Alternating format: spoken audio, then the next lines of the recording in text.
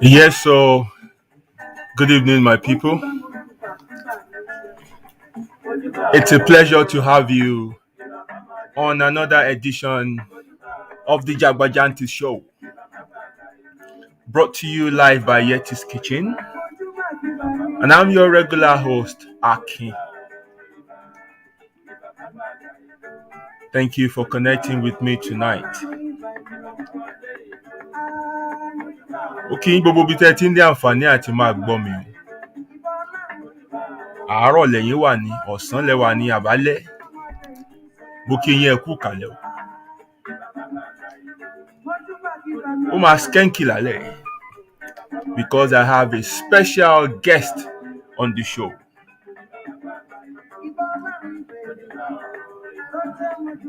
As you are coming in, please help me share this show on your platforms. Help me invite somebody to invite somebody to invite somebody for another somebody to invite another somebody. Ó ti yé yín bẹ́ẹ̀ ṣe máa ń ṣe láwọn investment scheme yẹn. Ẹ bá mi ṣe evangelism lọ, kẹ bá mi pe àwọn èrò sọ́kọ̀. Ọ̀ṣà, ẹ má gbàbọ̀dè tì mí lálẹ́, ìbọn bá ṣe ń wọlé ẹ máa direct wọn. Ọkùnrin kan, obìnrin kan, ọkùnrin obìnrin kan, ọkùnrin kan, obìnrin kan. Ẹ máa mix wọn up. Tísàlẹ̀ bá ti kún ẹ kó wọn lọ sí gallery. Tí gallery náà bá ti wá kún ẹ jẹ́ kán padà wá kán wá máa láàpára wọn. But make sure wípé ẹ gbé kòkó ńlá sórí àdògán kékeré o, ẹ ní dáràn.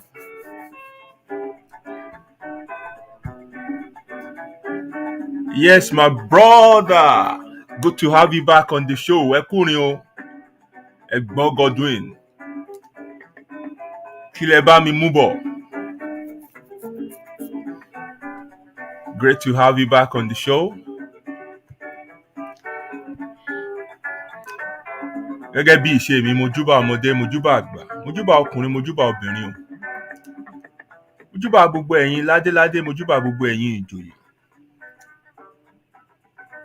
Òjò ni mímí ò bẹ́nikẹ́ni ṣọ̀tá o. Pàápàá jùlọ mojúbà Ìdùmarè. Ọba mi tó ní kọ́kọ́rọ́ ọjọ́ lọ́wọ́ òjí kùtùkùtù fàṣọlá bora ọba mi jìnwìnjìnwìn ìlẹ̀kẹ̀. Agbọ́n rí kọjá ọgbọ́n, ìbà ẹni náà tí kì í bẹ́nikẹ́ni ṣàpapín ògo Ọọ̀ni àgbà tó ní gbogbo lẹ̀kílẹ̀. Orísun ìmọ̀, orísun èdè, ọba tó lọ káàfàtà. Kábíyèsí o. Ojúbà orí mi o.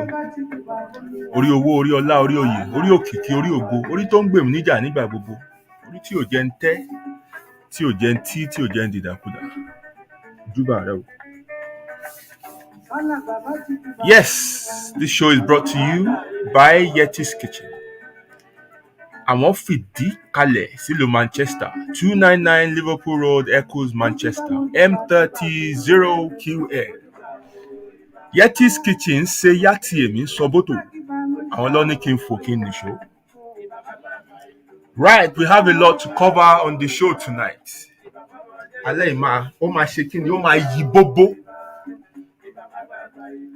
Mo gbé àlejò wá sórí ètò lálẹ́ yìí. I had to drag him out. Kò easy. Màá ṣàlàyé fún yín later. So, we don't have time to waste. Let me quickly get to the commercial room where Yeti's Kitchen is waiting for us. And when we return, we will go straight into the show. Iṣẹ́ tí mo fẹ́ fún yín ṣe ò pọ̀. You know how we do it. Ẹ máa da love button bolẹ̀, ẹ máa smash ẹ̀. Kí mark kan níbikíbi tó bá wà kó o báyìí pé àwọn wo ló ń lo love button tó báyìí. And also, please let somebody know that this show is going on. It's going to be beneficial to somebody if they can listen or join tonight's show. Oh yeah, engineer. Bá ń wọlé.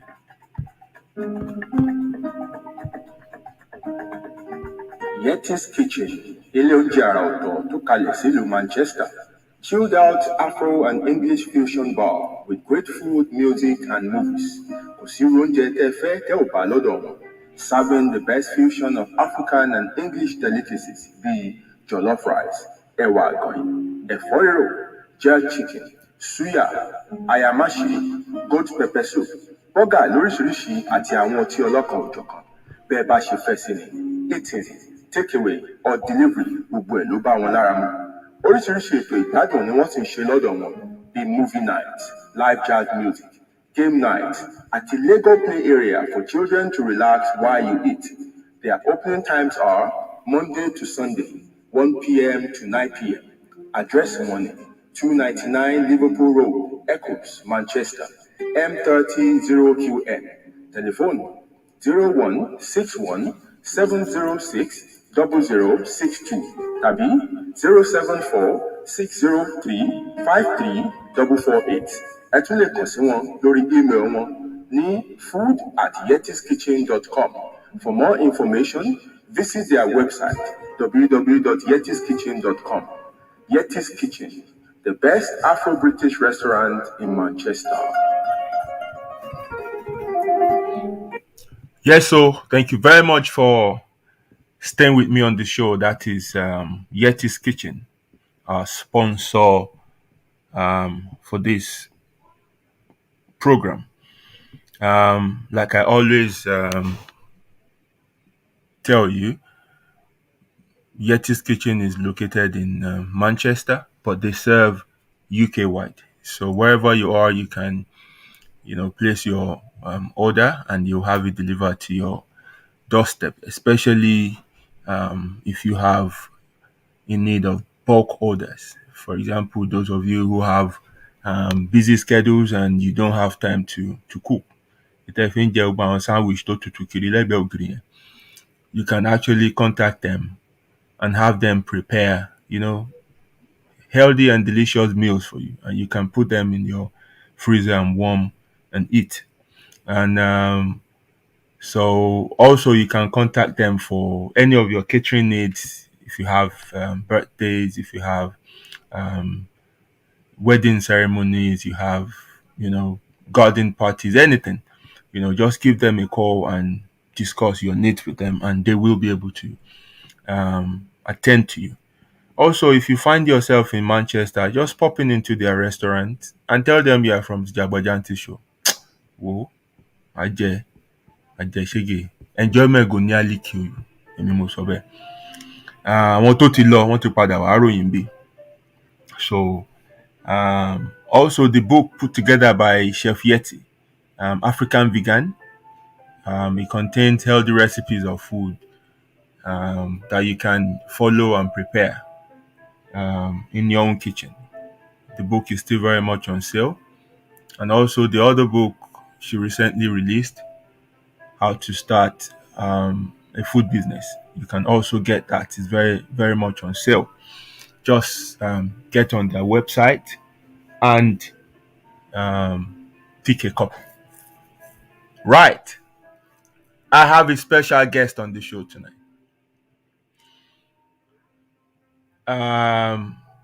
I'm very, very, very honored to have him grant my request to come on the show, because every November he goes on social media fast.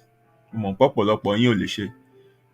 whole of November is signed off, or signed out, or logged off all the social media accounts, and he has time to do other stuff, do some self check and things like that. But I had to drag him out. That look, I need you here. My people need you. This topic I want to deal with tonight. I know you've talked about the topic before, and you really, really touched some aspect that that are really sensitive, and you dealt with them excellently well. So I want you to come on the show and share it. Taba kọ̀ọ̀kan gbà mí, ó lè má kún tó, but taba sọ, one will be able to express oneself better. And he agreed to come because of me. He broke his fast. Shetiriri. Ladies and gentlemen, welcome to the platform, my brother Femi Abuluwari. Michelle, Yes, bro. thanks, bro. How are you? I'm all right. What did you hear? I don't need to reintroduce you again, right? We've done it No. the first time you were here, and I think Yes, indeed. people already know you. But thank you very much for honoring me to come on the show. You're welcome. That's the I least I can made do. you break your fast. Mo ti já àwẹ̀ yẹn. So Uh, after tonight, you can go and soap up and carry on. we'll reset it tonight. Yeah. But eléyìí náà iṣẹ́ ládàá ni o. Iṣẹ́ ládàá ni. Araṣẹ́ gospel náà ni. So No.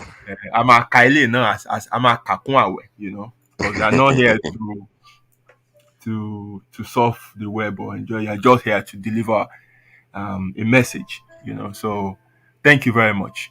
You're welcome. How's your day been? Not too bad. Busy week so far, but yeah, it's over now. We can relax and put our feet up. Great. Ṣé òtútù yẹn o? Ṣé kò tí ì pọ̀ jù? Go take but you are okay. Ó kàn wet ni. It's just moist. Moist. Mi ìfẹ́ máa lo àwọn area yẹn. Èmi ara tèmi ò ń pẹ́ tètè move jàre tí wàá ti ń gbà wọ́n bí moist bí Okay, wet sorry. bí gbogbo nǹkan bẹ́ẹ̀ yẹn. Ẹ má bínú. Mi ń pẹ́ move. Okay, man, hold ara ṣá, Anyway, let me bring you up to speed. Okay. I started a discussion last week, and the discussion is on social cancer in African community. Àwọn nǹkan ń jẹ wá, nǹkan ń ṣe wá, which I've noticed. Mm, So we can't, or I can't possibly cover everything, at a go because ó pọ̀. So mo ní kí n máa mu díẹ̀ díẹ̀. So the first one we discussed last week was centered on family, separation, and co-parenting. mm, So and I think I tried my best on that. So part two is what we'll be dealing with tonight, which is focused on business, okay. finance, and investment. Mm, Bro, I can see people from other community getting on well. mm, The Asian community, Indians, they are prospering. Gbogbo wa náà lájọ gbogbo wa la jájòjì bí gbogbo wa la rìn wá láti ibì kan. But why are we not moving ahead like them? mm, What is the problem? Most importantly, about Wolu, you see some businesses when you go to the city, you see established 1812. You see another one established 1717, mm, and they are still functioning. You see vans just on the road. So plumbing services established 1980. And the father started the business, passed it on to the son. The son is also, ó náà tó ti ń mú ọmọ tiẹ̀ náà, ó ti ń di generation kẹta. mm, Why are now? Let me remove that African and now narrow it down to Nigeria mm. so that ká má fẹ́ ju bó ṣe yẹ lọ. Why are Nigerian businesses in diaspora not generational? What is the problem? Is it the kind of businesses we are starting up? Is it the business owners or the customers that are patronizing these businesses? Bro, Well, over. thanks for the question. I think it's a mix of everything, for starters. But before I even answer that question, I think I want to digress a little bit. The communities you have highlighted, the Asian communities, the Indians, the Jews, especially the Jews, there's a strong sense of community and a strong sense of togetherness that to a large extent, to some extent, they have, maybe more the Jews than the Asians in that sense. So in a way, their money stays in their communities. That mindset of I'd rather help and spend money around my community first before it goes somewhere is very strong. Now, let me share a very quick story. My brother-in-law came to Nigeria years ago before moving to America. He wanted to come and live in the UK. So doctors do an exam called PLAB. And then when he was preparing for PLAB, he was working, doing phlebotomy job in the hospital, and everything. And he met an Indian guy. An Indian guy was surprised that he was working. Now, why are you working? He's like, I have to work. I have to survive. I have bills. I have to pay rent. Blah, blah, blah. I said, he doesn't do any work. That when he came to this country a few months earlier, somebody said, oh, you're Indian. Yes. Wait, I need a doctor. Let me introduce you to the doctor. And when he met the doctor was like, what are your plans? Blah, blah, blah. And he said, okay, fine. I will pay for your PLAB. Don't do any work. Just focus on your PLAB exams and everything. I'll pay for everything you need, accommodation for the next 6 months while they're doing the exams. I kind of like, really? He said, yes, you're from my country, you're from my hometown, blah, blah, blah. So I'll just pay for it. But the only thing is that when you eventually become a doctor, pay this forward. Somebody did this for me years ago, and I've not found anybody to pay it forward to. So you too, someday find a doctor that is coming from our country and pay it forward.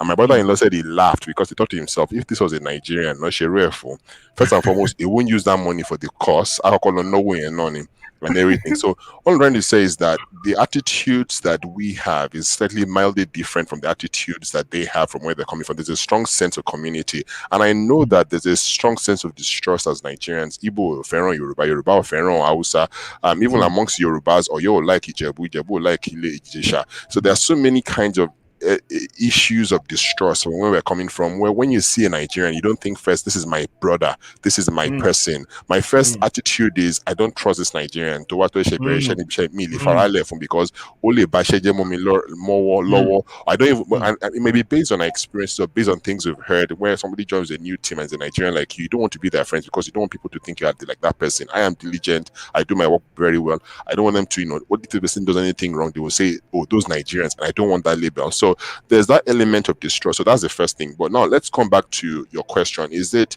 the mm, business type of businesses we do? Is it the people or is it the customers or the business owners? I think it's a mix of everything. mm, First and foremost, let me start with the people that do businesses when we come to this country. The problem remains that when people leave Nigeria for a better life to come to England and they start doing business or they say they want to start a business, a lot of mm, people don't understand the system they're coming into before they begin mm, business. It's mm, like trying to go into war and not studying the terrain, not studying the best conditions that'll be best and having a strategy. So because Moman ship cars from America or Asiba, it doesn't mean you should come to this country and want to start selling cars. Because when I was in Nigeria, Momanta gold doesn't mean you should sell gold when you come to England. There may be something better for you. So first mm, understand the system, understand the terrain you're coming to. The business I'm bringing from Nigeria, will it translate well here or not? And in that case, eventually go to Manchester because people don't bother studying the terrain, the Omalokori, but businesses that longevity here, only my work. And then fine, maybe food will always sell anywhere. Somebody told me that if you're into clothing, if you're into food, and if you're into housing, you will always survive anywhere. Although COVID disproved that last year. But the thing mm, is that food, for example, you start doing catering, meat pie, cake, and from there you start selling jollof rice and everything. So maybe yes, you are doing very, very fine. But then it brings you to the next problem. Not understanding the terrain. The next one now means that you're not thinking big. So people in this country, when they are very young, they waste their flower years, i.e. the Oyinbos or in America or in England. Oh, mama, mm, see pizza every summer and they'll get drunk and go to all these European countries and everything. They waste their flower years. But while they're doing all of those things, wasting their flower years, they are putting their eyes down. One, build connections, one, mm, build friendships and relationships with people. Now, and it don't build relationship with Lunya might become the prime minister tomorrow, might be working in a big bank tomorrow. When this man now becomes 40, is thinking to himself, I've wasted my life. I need to start a big business. And then he won't think small. He won't say, let me go and start, let me be selling recharge card in the one corner. No, Omalo Bere printing press. He will start a very mm, big company, but he will be able to get the loan from the bank because first and foremost, he's British. Number two is that he knows somebody that he used to party with when he was 17. That now has become the CEO of a big operation or manager somewhere that can actually help him push the papers forward, that can stand in as collateral. And then he begins a very massive business where they are making £10,000 a day or £10,000 every week. Now, on the contrary, this Nigerian person, don't far away, as a 25-year-old, you are not far away, you want to buy one block club every Friday. You're not thinking big, you're not investing in your future, you don't be comfortable, you want to start doing business, and then you're doing small robo kind of business. The thing is, you're not thinking bigger than what you should think, you're not thinking about what is big. And then again, back to this same line of business is what people find convenient, what others are doing, normal copy and clone. Rather mm, than thinking, let me try and do something mm, totally entirely different. What kind of business can I tell you? Let me sit down for the next 1 month and think through stuff. mm, Let me look at the environment. Totally dramatic, totally transform environment. But because your friends are doing Buri de Change, one send all of Nigeria, now one of them actually business, and then it becomes saturated. Everybody's mm, doing the same kind of thing. So at the end of the day, how do you want to break even? There's no leverage you have. There's nothing that's special about what you do to make it easy. To about Sumilin to take the phone. I have somebody else I can call. That does exactly what you are doing. So your business, there's no way you'll be frustrated, and eventually, not before long, Akagba Wale Shemo, and then that's it. The business has died in that sense. So that's the kind of businesses that people do. And then let's come back to even the people themselves. I started by saying people don't understand the terrain they are getting into in that sense. If you want to become a doctor, you have to go to school to be a doctor. You mm, can't do anyhow. In Nigeria, anyhow may work to some extent because somehow we just figure our way out. We don't really tell ourselves the truth. But when you come to England, it's a land of laws. It's a land of rules and processes. You have to register with Companies House. You have to do taxes. You have to do self-assessment. You have to do so many things that are mm, required.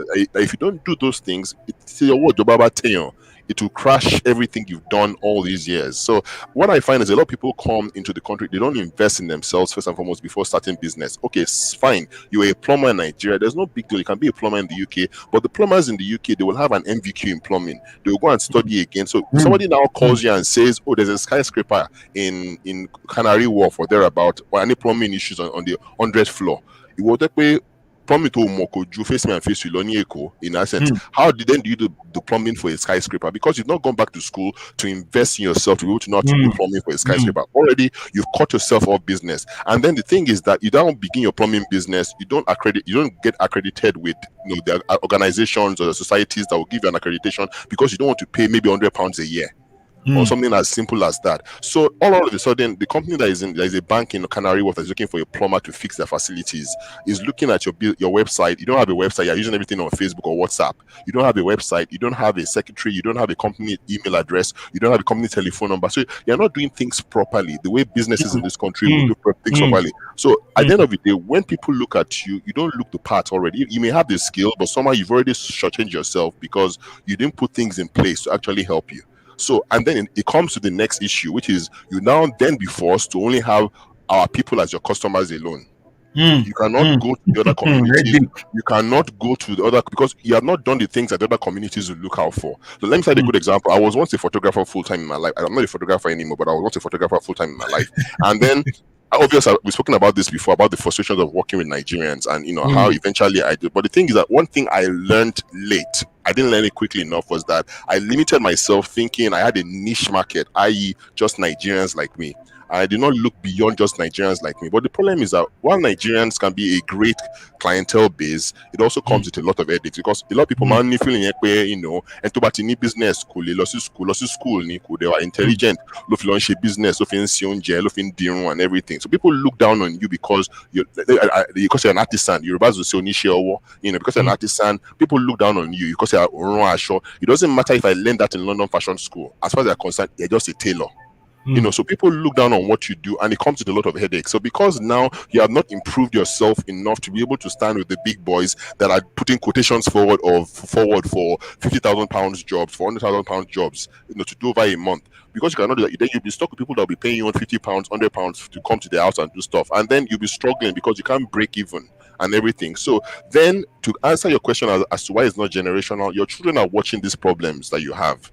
Your children are thinking, I don't want to struggle like my father is struggling doing this business. So share business and you hand over to a child that is thinking, I don't want to do this. I'd rather just go to school and learn a course that will give me a job in the city. I don't want to be an artisan like my dad. My dad is doing good example. Let me tell you another good example is barbing. You come to this country, maybe because you didn't have immigration papers, or maybe it's just your choice. Decide, okay, fine, me anywhere at the moment, so let me be doing barbing. Now I don't have a problem with barbing because barbing, you're making an honest income. So that's not the problem. The problem then is that you are not thinking of how to make your barbing salon bigger than it is. How do I get to a point in my life where I have a franchise of salons? Because Anthony franchise of businesses, Jamie Oliver will have franchise of restaurants, Kolori Meji. But why can't you, as maybe Adebabas, have Adebabas in every corner of London and then in Manchester? You start a rather franchise than renting just a seat. In fact, renting a city take only renting a corner in another person's here barbing salon, hairdresser salons, hairdresser salon. Rent corner while the ladies are going to the salon. No, why don't you think bigger? How can I get to a place in my life in the future where I can actually have a franchise where other barbers coming from Nigeria can actually then come to me and say, Oga, I want to be part of your franchise, so I will be paying you an annual money, and I'll set up the business for you. And then companies like McDonald's, for example, that have stores everywhere. People say McDonald's is the biggest real estate owner in the world, real estate company in the world, because what McDonald's really does is just buy buildings basically, and then they franchise it away. I want on the building, I want on the business idea and everything. All you're doing every year, you're just renting the building from them, renting the business idea from them. They're giving you business support and everything. So why don't we think big? And I think the problem sometimes also that we look down on ourselves, and because we look down on ourselves, the customers we have also look down on us. So anything that is foreign looks better to the average Nigerian. not the Mm. Nigerian. So Mm. to back with phone, to buy because of lorry phone, don't okay, fine. I've called my name is Femi. I call Femi photography, for example. Let me use photography as an example again.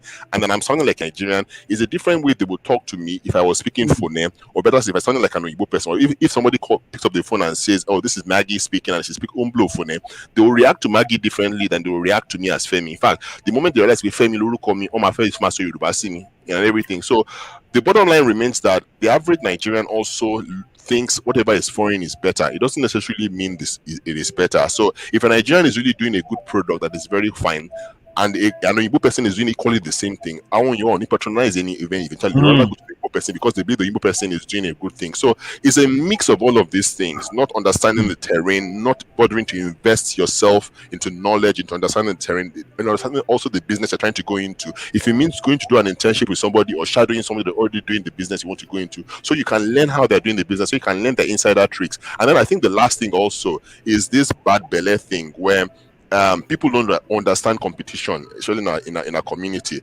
Competition in this country is healthy, so that's why you can have McDonald's, you can have Burger King, you can have KFC doing almost something similar. They are doing similar products, but competition is very helpful because competition fuels market forces in that sense. But in my own country, competition is a case of if it means I have to put a boy in front of your office every day or whatever the case may be, and that's what people understand by competition. If it means I have to, deframe your character, if I have to do a smear campaign against you, find dirt on you, that's about competition actually helps because it drives, it regulates the market. If you know that your competitor down the road is doing a similar product than that, like you are doing, and people are paying £5 for it, then it makes me realize that I actually improve my own product so I can actually charge that same £5. Or better, they're charging lower. I have to find another incentive to be able to ensure that I am still charging my £7 and not charging £5, but people are still coming for my £7. I'm actually doing something extra or something much more different. So competition is always good because it allows you to stay on your toes every now and then. But our own people don't see competition that way. So I think it's all of these things, first and foremost, that kills businesses in the first generation, even before extending to the next generation. And then, like I said, your children are watching all of these things. They are seeing how their parents are struggling. They are seeing how their parents cannot do the business for long before moving to another business. So business will not really fail or more in that sense. And I think the other thing also is that not only are they watching their parents, they're also watching how people treat their parents. How you go and work with your father is a plumber, for example, and they're treating your father like rubbish. There's no child that will see that and want to say, I want to become like this person. And another thing I want to also mention quickly because I'm talking a lot now, is that we also don't understand how to cooperate in African societies. Now, so the best example Timole give is Nabalosi car park in Nigeria. Back in the day when I was in Nigeria, Nabalosi car park, and don't ta ewa, ya don't ta ewa. Right then, leg bear and come on bread. And don't ta bread leg bear. You almost put on the bread and at the bread at it's not a good combination. All that to mommy and come on pure water leg bear and everything and all of that. So the thing is that there are businesses, rather than me I've come to a new town. Maybe I come to Birmingham from Nigeria all of a sudden, and I notice that, there's no African store in Birmingham. Okay, fine. I'll be traveling to London once every 2 months to go and buy stuff, and I'll be selling African food. Okay, Muti Sheyen, and I'm doing very, very, very, very fine. Somebody else that comes from Nigeria again and wants to replicate the same idea. Why? It's a waste of time. Why don't you start a business that might be helpful and complementary to the other business? Instead of this person, say let's say this person's name is Nosa, for example, Nosa Tiberi business.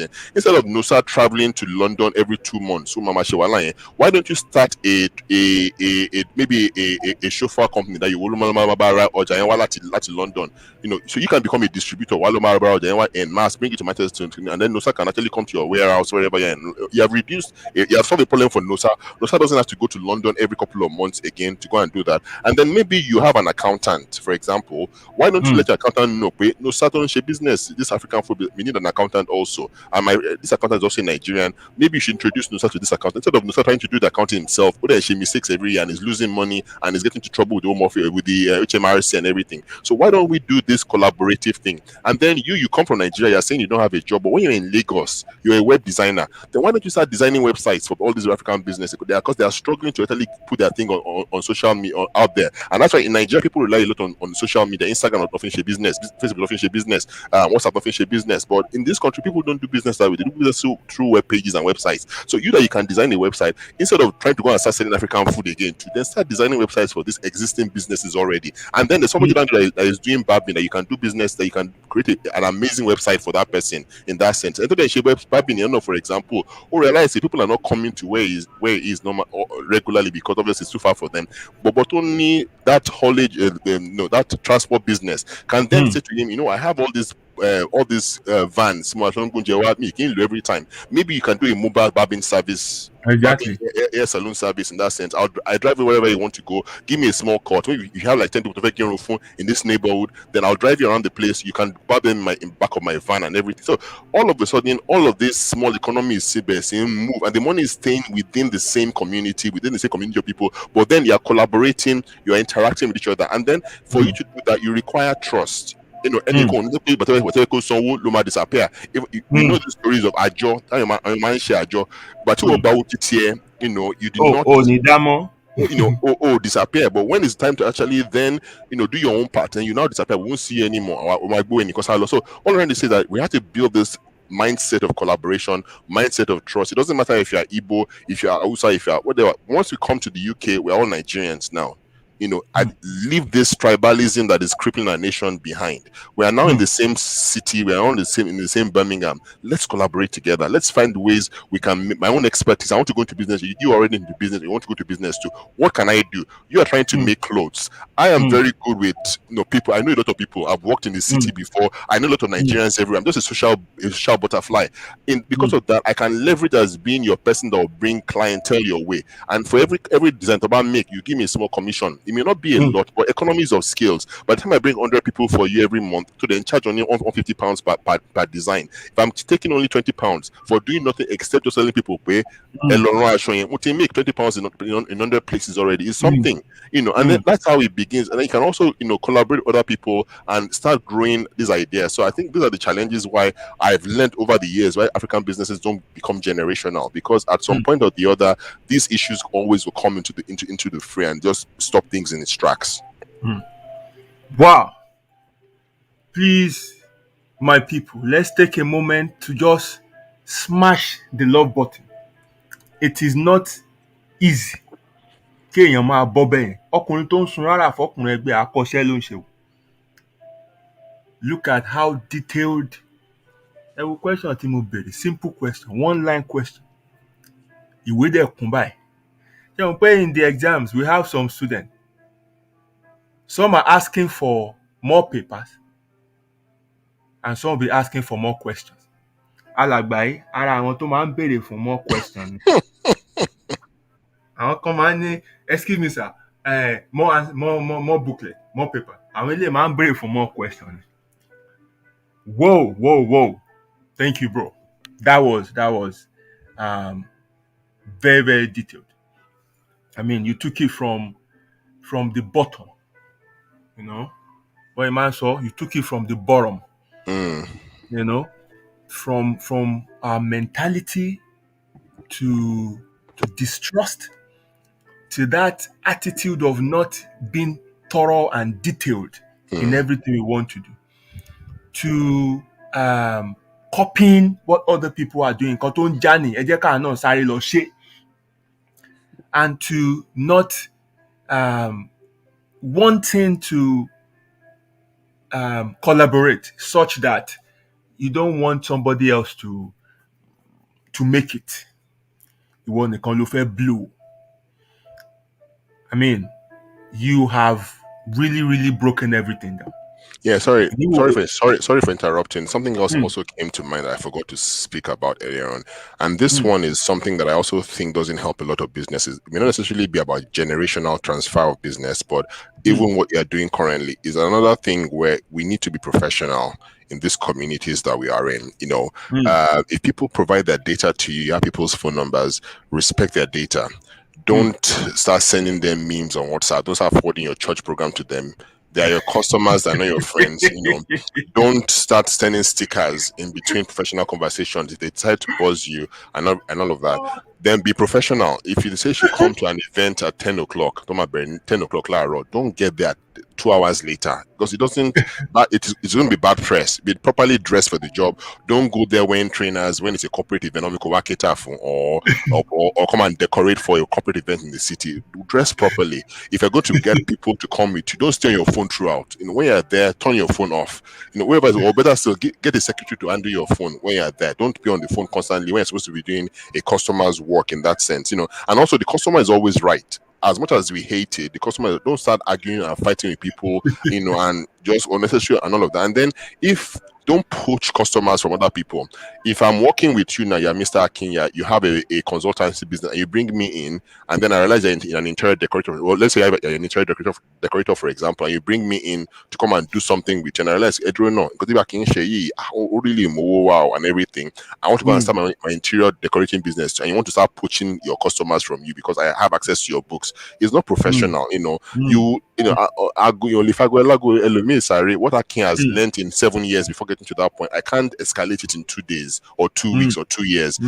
Build process, start small and grow organically. Don't be in a hurry to become big by any means possible. That's what people do in Nigeria, and it comes with so many sorrows anyway. But you can't do that effectively here. You ole muje once or twice, but on the long term, on the long run, it won't work. And then again, if you're running a business, do it excellently. Don't provide rubbish services and expect and people are paying a premium. If you cannot do what you cannot do, say you cannot do it. And if you say you can do it, even the one share, find somebody that you can outsource it to that can do it. And you're responsible for that person's, because whatever that person is doing is your own name that is on the label. It's not that person's name and everything. So we have to learn to be professional. The reason why a lot of people Nigerians don't trust other Nigerians is because we've left bad tastes in many people's mouths over time. I've heard stories of people coming into workplaces and they want to buy Shelo and Tomo over time. It will be bad mouthing them and saying all kinds of things. So we have to move away from this attitude of leaving a stench everywhere we go with our attitudes. And because again, the only way we can be generational, all these companies, the businesses you are seeing, you go to central London, you see established 1812, is because they cater to everybody from everywhere. They don't cater to only English people. The Indian man, the Arab man, the Pakistani man, they don't care who you are. As long as you can pay money for what they're delivering, they cater to you. But the only way you can go beyond the African community, the Nigerian community, African timeline, the only way you can go beyond that is start thinking globally. We all use Facebook. If Facebook was acting like Nigerians act, we won't use Facebook today. In that sense that, but or when you come to Facebook, you first want to do quiet time. Pray before you leave your house. Don't get to the client's office and then start doing quiet time. You don't need to do that. Because you miss your prayer in the morning doesn't mean that that's 5-10 minutes you're coming to mind. It won't change anything. So all I'm trying to say is that you have to just do things professionally. Don't be desperate to cheat process. Don't be desperate to escalate, to escalate the timeline basically, and to make things come to become what you are not over time. There's some capacities that you don't have. You just don't have it. If you cannot cater for 500 people, you cannot. If it's only 20 people you can cater for, then do businesses of 20 people. Improve yourself with time. Learn new things, and then improve. Move to 50 people. Move to 100 people. Don't go and get a job of 5,000 people because there's more money in it, and then you now deliver. You fail basically. You have left a bad taste about Nigerian businesses to that person. Even that person is a Nigerian or not a Nigerian, you've already left a bad taste, and they will not call you again tomorrow. In fact, your name will go everywhere, and that's how it begins. And it begins to spread around. This cancer spreads around every other person. So those are some of the other things I actually thought about. I didn't remember to speak about earlier on. Great. Thank you very much. And that is a very, very, very important point. Professionalism. I'm also in the creative and service industry, so I understand this. And to be honest, I have so many stories, so many examples I can give to back up each of the point you've made tonight. But because of our time, I wouldn't want to go into all that, because you've been very thorough with your point, and I know people can develop them in their mind, and that is the most important thing, rather than examples I want to give, because I know many people on this platform also must have experienced one thing or the other regarding everything we've mentioned. But this last point you mentioned, it is so important. And I would say, out of all the other points you've mentioned, I would say this is the only one that has kept us um, at the back, and this is one that has not exposed us um, to the global market. You can't cut corners and want to deal with other people, especially in an environment where there are regulations, where they check everything, and there are no back doors, and they do Mm, man no man. They do man no man. Even top for our money contract and all this thing, you still do it. mm, Not like inside the tiwa tó jẹ́ pé wọ́n máa kàn fún ẹ contract ẹ̀ wọ́n máa gbé road work fún hairdresser. But kò sì ní ṣe náà. Á dẹ̀ sì gbowó and everything like that. Tó bá dẹ̀ sọ̀rọ̀, wọ́n máa gbé ẹ pamọ́ ni. It's crazy. So this last point you mentioned, because look at the recent issue we're dealing with in Nigeria, where a 21-story building collapsed. It's down to professionalism. yeah. This is a man that came on the national TV to boast that he has constructed properties in UK, South Africa, and everything like that. And Gboki kankan wá wá sí Nigeria, 8 floors ni wọ́n approve. You built 10. They came to arrest you for violating the permit. You press button, they released you. You came back and built another 5 because you got away with 10. So you went back, they approved 15 for you. So a building of 8 floors, ó ti di 15 by. Ó tún wá dé 15 yẹn ò tún stop. Ó ń gbé lọ sí 21. Kó tó dín pé gbogbo ẹ̀ wó. And people like this will carry that same mentality and enter this kind of environment and think they can set up a successful business. It doesn't work. It doesn't work. Another point which maybe you mentioned partially is, what do you see to Nigerians employing Nigerians in their businesses? So, for example, you go to a Chinese restaurant. Like the Motin John Chinese restaurant, káàkiri. Me theory Chinese restaurant tell you me to Shishembe apart from Chinese. I'm not saying there isn't, but a meal tea come across. Indians are taking over post office now. And anywhere you go, I want it. Yeah. Like, so they're spreading like that and they are employing their kind. Now, when Nigerians do the same for the one Timothy Mo, it usually ends in tears. So I know the man that assisted me when I first got into this country, he had a business. And he had Nigerians manage that business. Apart from the manager that, maybe front when he needs to do meetings and stuff like that, is white. He handed the business to, people he can call his relative. Guess what? Ẹni tó trust you know wọn obìnrin tó jẹ́ pé òun ló gbé business lórí, òun náà ló jẹ business yẹn run. And start taking businesses the same, start taking contract outside, that man's business until everything collapsed. So when Nigerians set up business, are you advising or suggesting that we employ people from, Right. other places, Bayoyinbo or whatever? Kígbá má ba àrùn. Or what Yeah. do you think? So I think it's a dicey conversation to have, but you just have to know what kind of business you're doing. It's the same way where if you go to like Harrods or you go to Selfridges and you see only one kind of people, you might feel funny about it. So it's down to whoever is hiring the business. But the thing is, again, it's down to professionalism.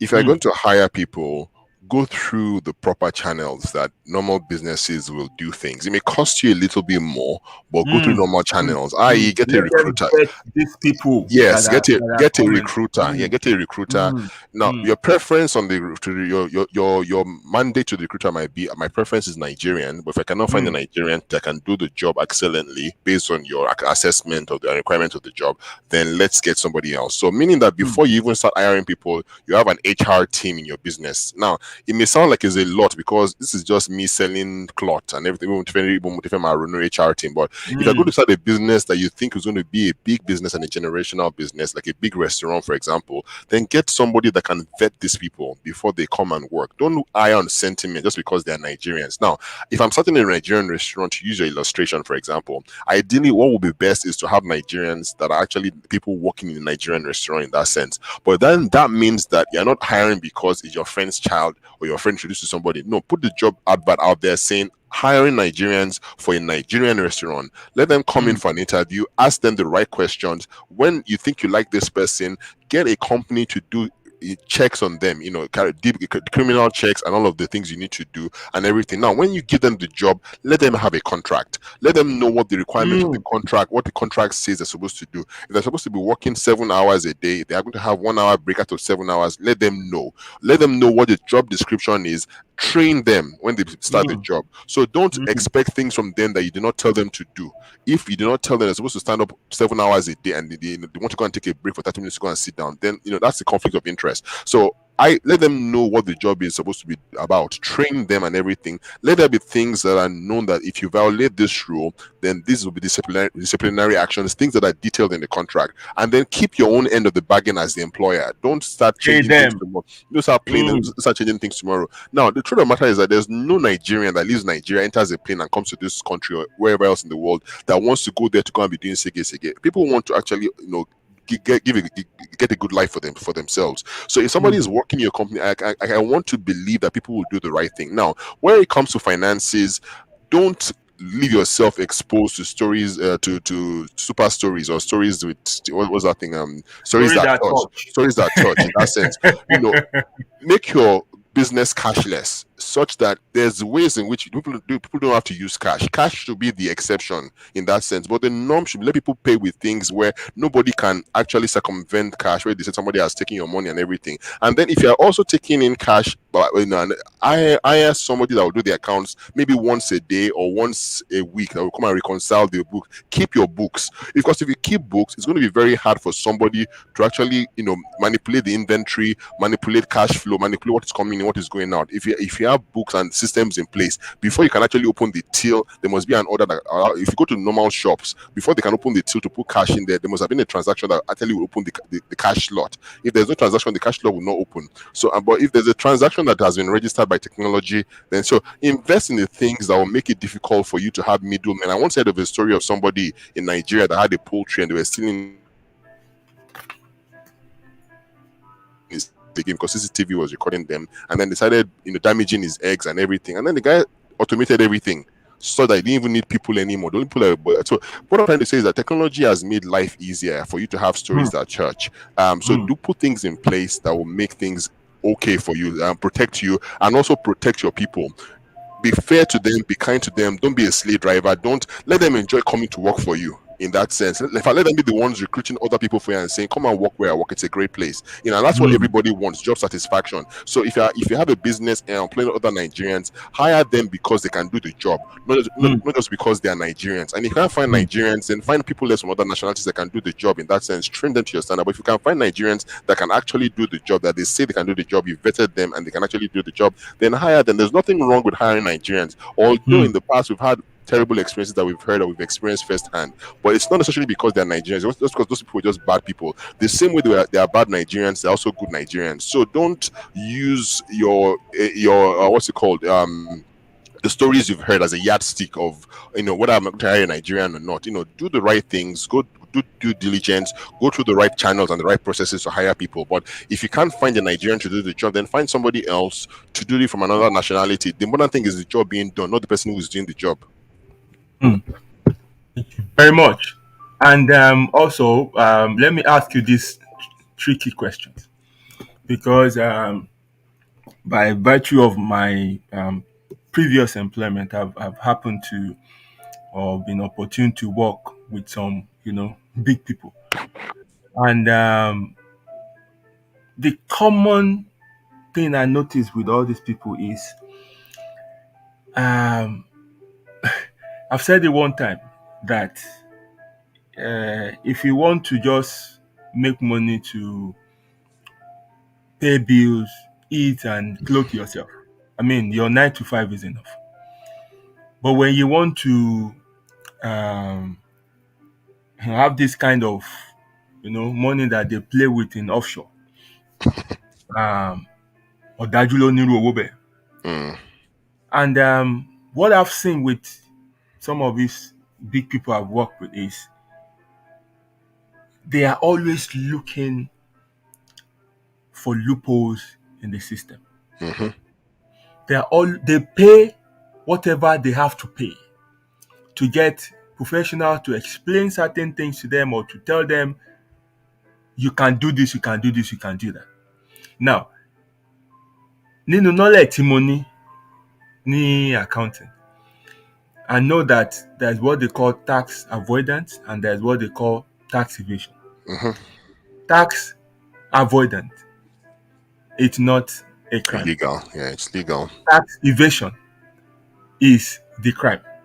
So all these people, what they are doing is they're trying to avoid you taxing them. They're not evading taxes, but they do everything within the ambit of the law as the law permits.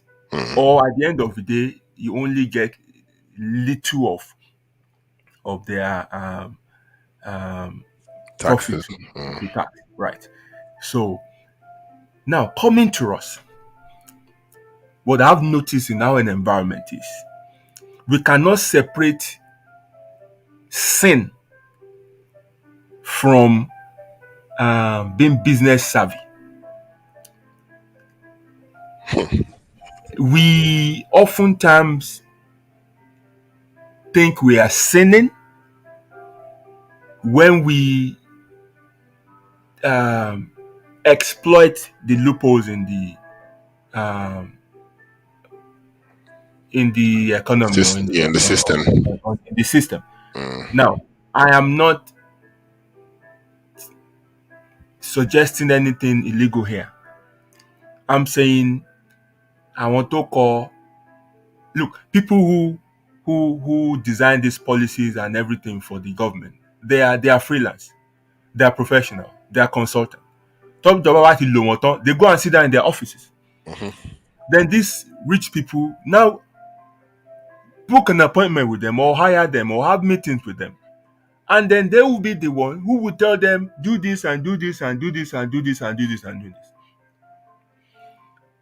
Why are we, aside this religious belief, why are we not making this kind of move? What you often find is when we make moves like this, we're doing illegal stuff. I mean, stark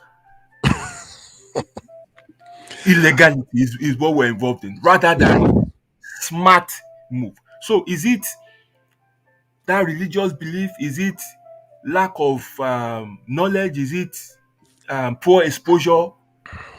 Or I don't know. Well, I think thanks for the question. Or does it have to do with the connection you mentioned earlier? I don't think it's connection because No, I think it's just two things. First and foremost, is just conditioning. We've come from an environment where anything and anyhow works. And when I say anything and anyhow works, it means they are doing something very illegal, something very corrupt, something extremely dodgy. And people, when you do things that are right, in fact, Nigerians will vilify you for doing the right thing in that sense. I once read a book years ago about I read an article years ago about a Chino Achebe book that somebody was saying that Chino Achebe understood the Nigerian psyche as far back as the 1950s. And he wrote a story, and in that story, they caught somebody that stole. But the villagers were not happy with the person, not because they caught the person, but because now Uti Baisha and Jeff everybody. So now, meaning that they cannot steal the same thing now because now they've caught him anyway. So I think the problem is the conditioning, where we're coming from. The environmental conditioning makes people just fire towards doing what is not right. Whether it's in business, whether it's in finance, whether it's in investment, people just want to do what is not right naturally. Most people like are wired that way. But the second thing is lack of knowledge. Now, some of those people you are mentioning, they're dealing with lots of money, millions, and because the money, when you get to a particular tax band, tax threshold, the amount of percentage that the government taxes you is just exorbitant. So they find ways to get as close to the law as possible, set up an offshore account, set up their company in maybe Jersey or some strange place, maybe even in somewhere in Ireland where they use now as offshore accounts, and they don't trade in the UK, they trade somewhere else, so all the profits go somewhere else, and then they take loans against the business, and they do so many things. Now, you may think because those people have millions, they can do that, but even as a small business owner, why are you trading as a sole trader? You have a business, you're employing people, but you're working as a sole trader. Why? Is again lack of education. Why don't you start an LLC? And again, that liability is no longer on you. The liability is on the business. Now, then you can then start paying yourself a very small salary, even though you own the business, but you're paying yourself a small salary. Now, I'm not a business advisor, but these are things I've read about so many times. I've actually tried to practice in one way or the other. Then you can pay yourself a small salary from the business every month, but then the business runs everything in your life. You have business hire on any kind of car you want to hire. They will give you the money, and the business is paying for it every month because the business can actually afford to pay for the business. But what you find in Nigerians is that you want to do everything on your own personal account as a sole trader. So your tax threshold goes up. You're not paying personal tax instead of corporate tax in that sense. And then even fine, they're saying I don't have millions to put offshore. There are still so many financial advisors that can help you save money on so many things. Many people are not registered for VAT, and VAT gives you rebate every year. You get money back on VAT. That's why we pay VAT. The businesses can get rebate. There are so many things that you can actually claim back. There's so many of these schemes and things that the government has put there, but because you're not willing to pay extra money every year to improve yourself, you're not willing to go for conferences, read books. Nigerians will tell you, no, it works for anybody from anywhere in that sense. And then importantly, if you cannot do it, if you don't want to read, if you don't want to do anything, then hire somebody in your business to do it for you.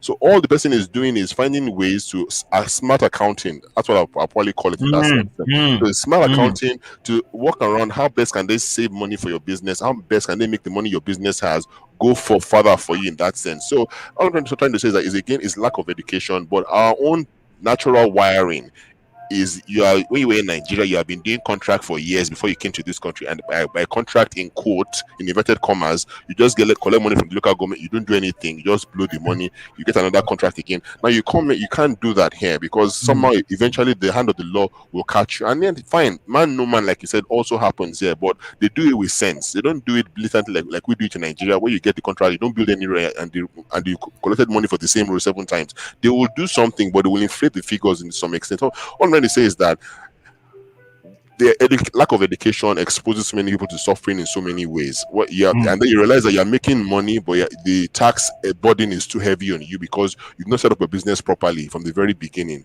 You didn't start with the business advisor, you didn't start with an accountant, you didn't start with anybody at the beginning to say, this is the kind of business I want to do. How best should I start up this business and everything? So, and then you continue for years. And again, I always say that, look, you've made mistakes. There's no harm in retracing your steps and starting over, or there's no shame to that. In that sense, you're doing it for the good of your business. You're doing it for the good of your future. In that sense. And then both people will have trust funds for their children from the business. You don't have to have a lot of money to set up a trust fund for your children, where the business paying into a trust fund every year. But the truth of the matter is that is a way of shielding government involvement in your money, because these trust funds are legal engines. People will invest in art, they invest in all kinds of things, property and everything. You buy property for your business and you're trading from the place, and you're reducing. People even buy the homes they live in, they'll put on top as part of the business, and these are the things that totally reduce the tax burden. So all I'm trying to say is that there are so many ways you can actually learn from if you go and meet the right channels of people. But again, our people, we all know too much. You're talking about that man that whose story building crashed. He was saying that he was advised to use one kind of generator, maybe it was 1,000 kilowatt, and then he used 800, and the thing still worked. And then the next house they put 500 kilowatt there.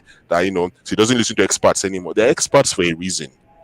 They may not know everything, but they know something, 1 or 2 things that you don't know. So listen to the experts, especially in this country. Maybe in Nigeria, maybe the experts just want to fleece you, but listen to the experts and make an informed decision based on the counsel of these experts before beginning your business. And even if you made mistakes, you can always retrace your steps back. If you owe the government, this is not the time for you to run away to Nigeria and escape from this country. Find a way of paying your debts. There are always finance plans to repay debts. Repay your debts, come back into the green, come back into the clear, and then re-strategize and do things properly. Don't say, I want to run away. I can run away to Nigeria. I'm going to start again in Nigeria.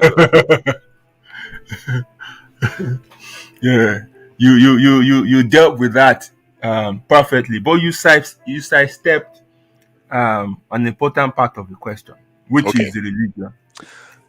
Do you know that many people would rather,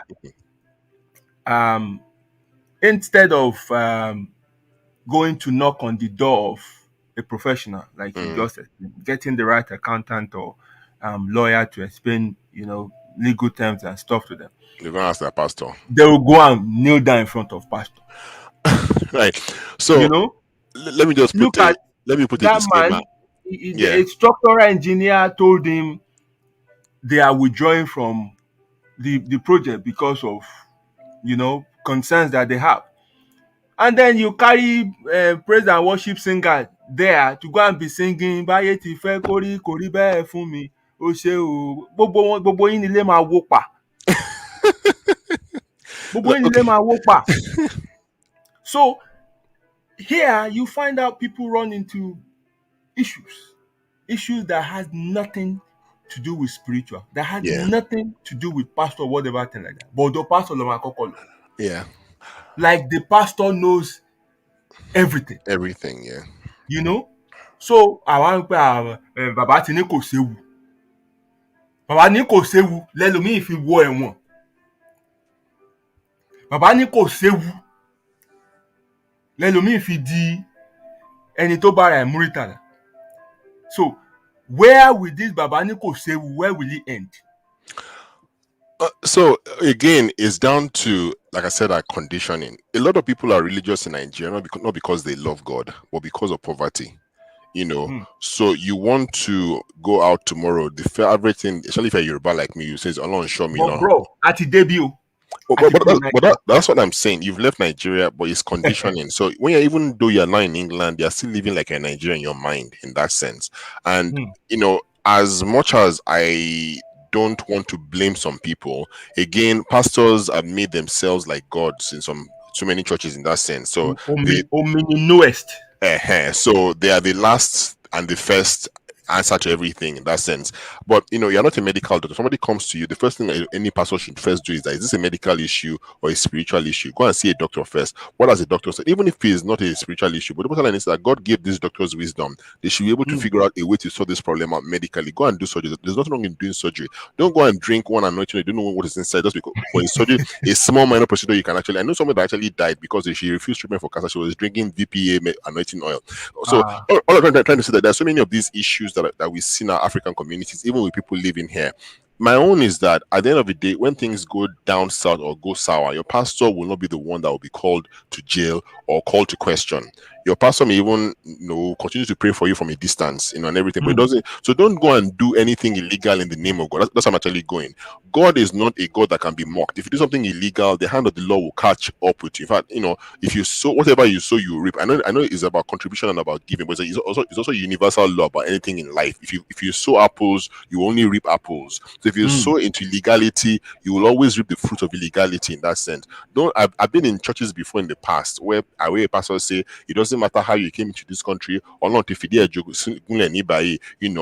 no, it matters how you came into this country. If you came in illegally, you will struggle in that sense. No more, even if you come in illegally, there are also things in the law that actually allows you to actually change your position in this country. When you come to this country, if you come in illegally, it may be rough. It may be mean that you have to go to Nigeria and come back in again, whatever the case may be. But the thing is that don't invest your energy into illegality, which is what a lot of Nigerians do when they come to this country. If you're trying to do business and you're still doing business like as if you're in Nigeria, only because your pastor has prayed for you. Your pastor may not even know that what you're doing is illegal. That's another angle to it. Your pastor may just think this person is doing a legitimate business, but because pastor has prayed for you, you have given, so you've sown seed, and everything, and you think God is a magician or God is somebody that will just ignore everything you are doing. Because I've given seed, I've supported this ministry, God will just overlook everything I've done wrongly. No, it is called, if you is a good example is you are driving on the road, the sign says it's a 30 road, and you're driving at 70 miles per hour, and there are cameras everywhere. Police will carry you. It doesn't matter if you are speaking in tongues or you are driving, police will carry you.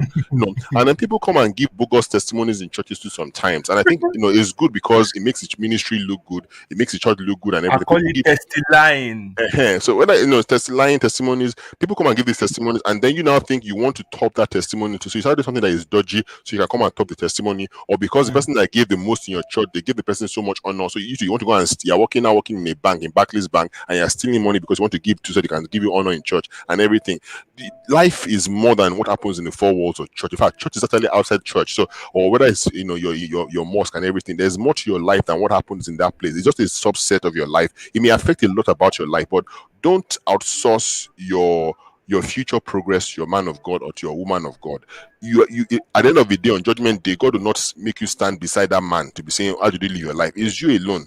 So while you're on this earth, whatever you're going to be doing, your convictions must be sure. If you're going to steal, be convinced that you know you want to steal, not because my pastor has prayed for me now and everything. And in the same way too, you suffer for your own stealing, you suffer from your own illegality. So I think these things happen in Nigeria, and it works in Nigeria because there's no law to actually back up whatever we do wrong. Even if they catch you for stealing, you can, somebody has stolen $700 million, they give him a fine of $1 million. What's $1 million in comparison to 700 million? You will pay the judge, you will pay the policeman, and everything will just go. You will do one Bajensi house arrest prison for 1 year, and that's it. It still has over £600 million still in his account. It doesn't work that way here. If you do something wrong, you will end up in jail. Nobody cares if you're anointed, if you're a deacon, Very if you're a long pastor. time. For a long time, the law and of the law will catch up with you. So And don't say they'll because take everything you have. They that call you've it had before. proceeds of Yeah, crime. Yeah. process of crime. So don't say because your pastor has prayed for you is not reason for you to do something illegal as a business person. No, do things properly. It doesn't matter. In fact, this is the joy of being a religious person or being you should be able to showcase the tenets of your faith. Whatever, whether you're a Christian, whether you're a Muslim, let people know this person is a Christian, is a Muslim, and it does business properly. It will not, let them even come to you because you're a Christian and say, this person is a trustworthy person, or this person is a Muslim. Muslims don't cheat. But when people tell me now I'm a Christian and I'm doing business, I don't want to. I'm running quickly because I'm thinking, the first thing you're telling me is you're a Christian. I go to redeem too. No, why are you telling me that first? I didn't. Wọ́n nígbà wo ló máa deliver ó ní olú Ọlọ́run á fún wa ṣe. Ọlọ́run á ràn wá. Ọlọ́run mo kówó fún. And it's the same thing to mention in Nigeria where they interview CEOs from everywhere. So how did you make your money? The CEO in England can tell you how they began from step A, step B, step C, all the way to step Z. Ask the average Nigerian CEO, they'll say, "Nah, God, if not for God." Grace. Because it's grace, higher level of grace. What I'm trying to say is that the problem remains that we don't do things clearly. We do things that are dodgy. That's why we cannot come out and say, I did step A, step B, step C, and it's replicable by you. Go and follow those steps. You should be able to replicate the same thing in your own business. We can't say that because there's a lot of mago in the background in that sense. So all I'm trying to say is that please, whatever you're doing, it doesn't matter if you have the endorsement of your pastor or not. Your pastor has prayed for you, whether they believe in God or not, whatever the case may be, whatever their incentives are. It is your own life. It is your own business. It is your own name on the card, on the door, and everything. Whatever goes wrong, it is you that they will nab. Don't go and nab your pastor in that sense. Right. Thank you very, very much, my people. Are you feeling the vibing? Are you feeling the vibing? If you are, please smash the love button. Go easy. This man is fully loaded. Fully loaded. Èmi ò ń bá àwọn àgbà òfìfo rìn, ó ti yé yín. Yes, sir. Right. Let me allow our guests to, rest a little bit. And kí wọ́n bu nǹkan sí ọ̀fun, mi ò mọ nǹkan tí wọ́n like láti máa mu. Àwọn ò dàbí wa. He's a man of God. Àwọn ò bu nǹkan mu, but báyọ̀ mi ló wà lẹ́gbẹ̀ẹ́ wọn, you can, take a glass of water to rest, and I would quickly get to the commercial room. And when we return, we'll go into the second part of the discussion. Right. Mo ń padà bọ̀. Ẹ máa smash love button yẹn o. If you have question, drop it in the comment section. If you have anything against his point so far, drop it there. If you have contrary opinion, just put it there. I'll keep my eye on the comment section. Ẹ máa tẹ love button yẹn, ẹ má tún fi yẹn ṣàwọn o. Wọn ò gbowó o. Ọ̀fẹ́ ni o. And that's the only thing you can do. Torí àwa tá wà níbí náà àfi máa wú pé why? And make sense. Right. Just do that for us. Mo ń padà bọ̀. My brother, I'll be back.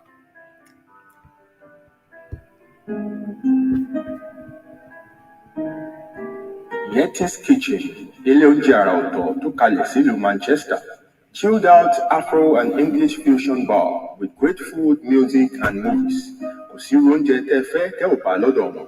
Serving the best fusion of African and English delicacies bíi jollof rice, ẹ̀wà àgànyìn, ẹ̀fọ́ rírò, jerk chicken, suya, ayamashi, goat pepper soup, bọ́gà lóríṣiríṣi àti àwọn ọtí ọlọ́kan òjọ̀kan. Bẹ́ẹ̀ bá ṣe fẹ́ sí ni, eating, takeaway or delivery gbogbo ẹ̀ ló bá wọn lára mu.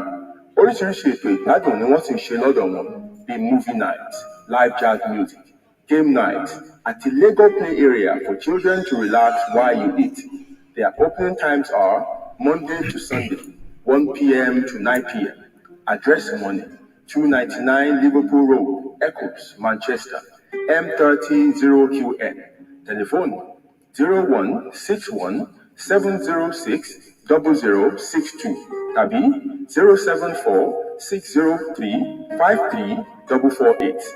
Ẹ tún lè kàn sí wọn lórí email wọn ní food@yetiskitchen.com. For more information, visit their website www.yetiskitchen.com. Yeti's Kitchen, the best Afro-British restaurant in Manchester. Yes, so thank you very, very, very, very much for hanging with me on the show. I hope you have enjoyed the discussion so far. We're treating social cancer in the African community part 2, and we're looking at business, finance, and investment. So far, our guests have been able to deal extensively on what we're getting wrong in the business world, and I don't need to repeat anything he has said. He has broken them down in details, and obviously the show will still be there for anyone that wants to listen or repeat the show. You can watch it back and get everything he has said back and in a relaxed mode and try to digest them. Right, bro. Let's move to the second part: finance and investment. First and foremost, I think we have a very terrible attitude towards money.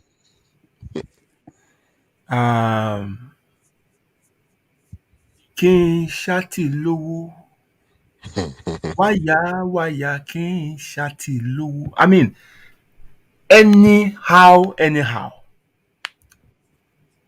we don't understand. We don't, not that we don't understand, we don't even want to care about the principle of finance. We just think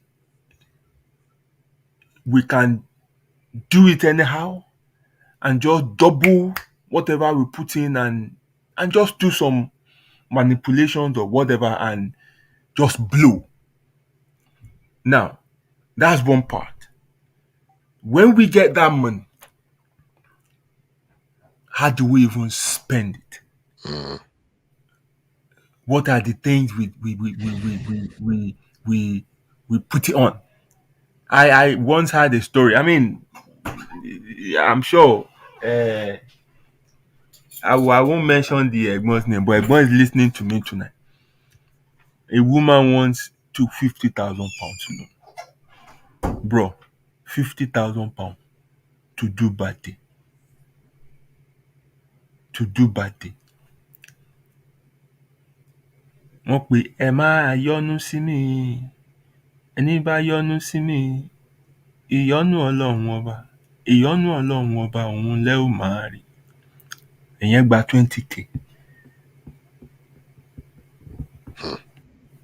Now, let's go back. Kí má tí lọ jìnnà, because I want us to build this. Personally, I want to believe our problem regarding finance is foundational. More kọ́ wa dáadáa. A lot of things we should know about finance. Àmọ́ n tá a mọ̀ jù òun ni sowing. So àwa sọ Ọlọ́run di casino tó máa dáwó sí tá dọ́bù ẹ̀. Àsọ Ọlọ́run di bet naija tó máa nap ẹ̀. Now, there's a new craze in town now, which is I'm making £4,000 every hour. Follow this link to register for my webinar so I will explain to you how you too can be making that money. Mo ní ṣé ẹ ya wèrè ni? Why will you want to tell me your secret? Ìyá adìẹ gan tó bá lọ wá kòkòrò kò ń fi ibi tí kòkòrò wà hàn mọ́ ẹ̀. And our people foolishly will rush there. As if that is not enough. Some will come with some bogus return on investment. A percentage that even the central bank of that country where you reside don't offer. I mean, that's a violation of a simple financial principle. But we just want to blow. And hardly would a month go by without we reading in the news of some CEO, gbogbo àwọn CEO wèrè náà, wọ́n ṣá máa wọ black turtleneck àti go black yẹn ni. I mean, tẹ́ bá ti rí yẹn gan yẹ kẹ́ ẹ gbé rọ́. Tẹ́ bá ti rí ẹni tó dress bẹ́ẹ̀ yẹn, tó wọ turtleneck black, tó wọ Ray-Ban black, ẹ sá dànù. Yẹ kẹ́ ẹ ti mọ̀ pé aṣọ jìbìtì ni.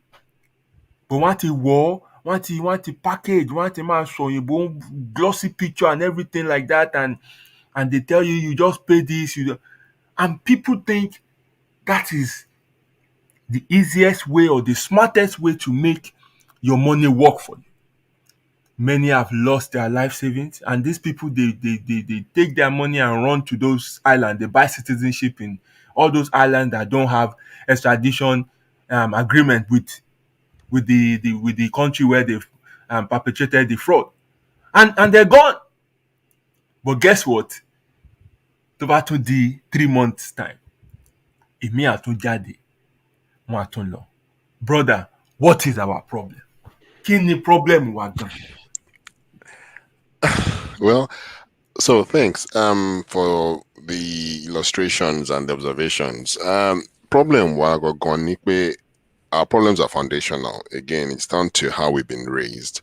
And I think as much as I want to say that it's okay to blame the past, you get to a point as an adult. Every adult gets to a point in their lives where they have to tell themselves, I can't continue to blame my past, and I have to make decisions. It took me almost 35 years of my life to realize, wait a minute, I don't know anything about money. Now I'm 42 now. I'm 41 going to 42. I'm going to 42 in a few weeks.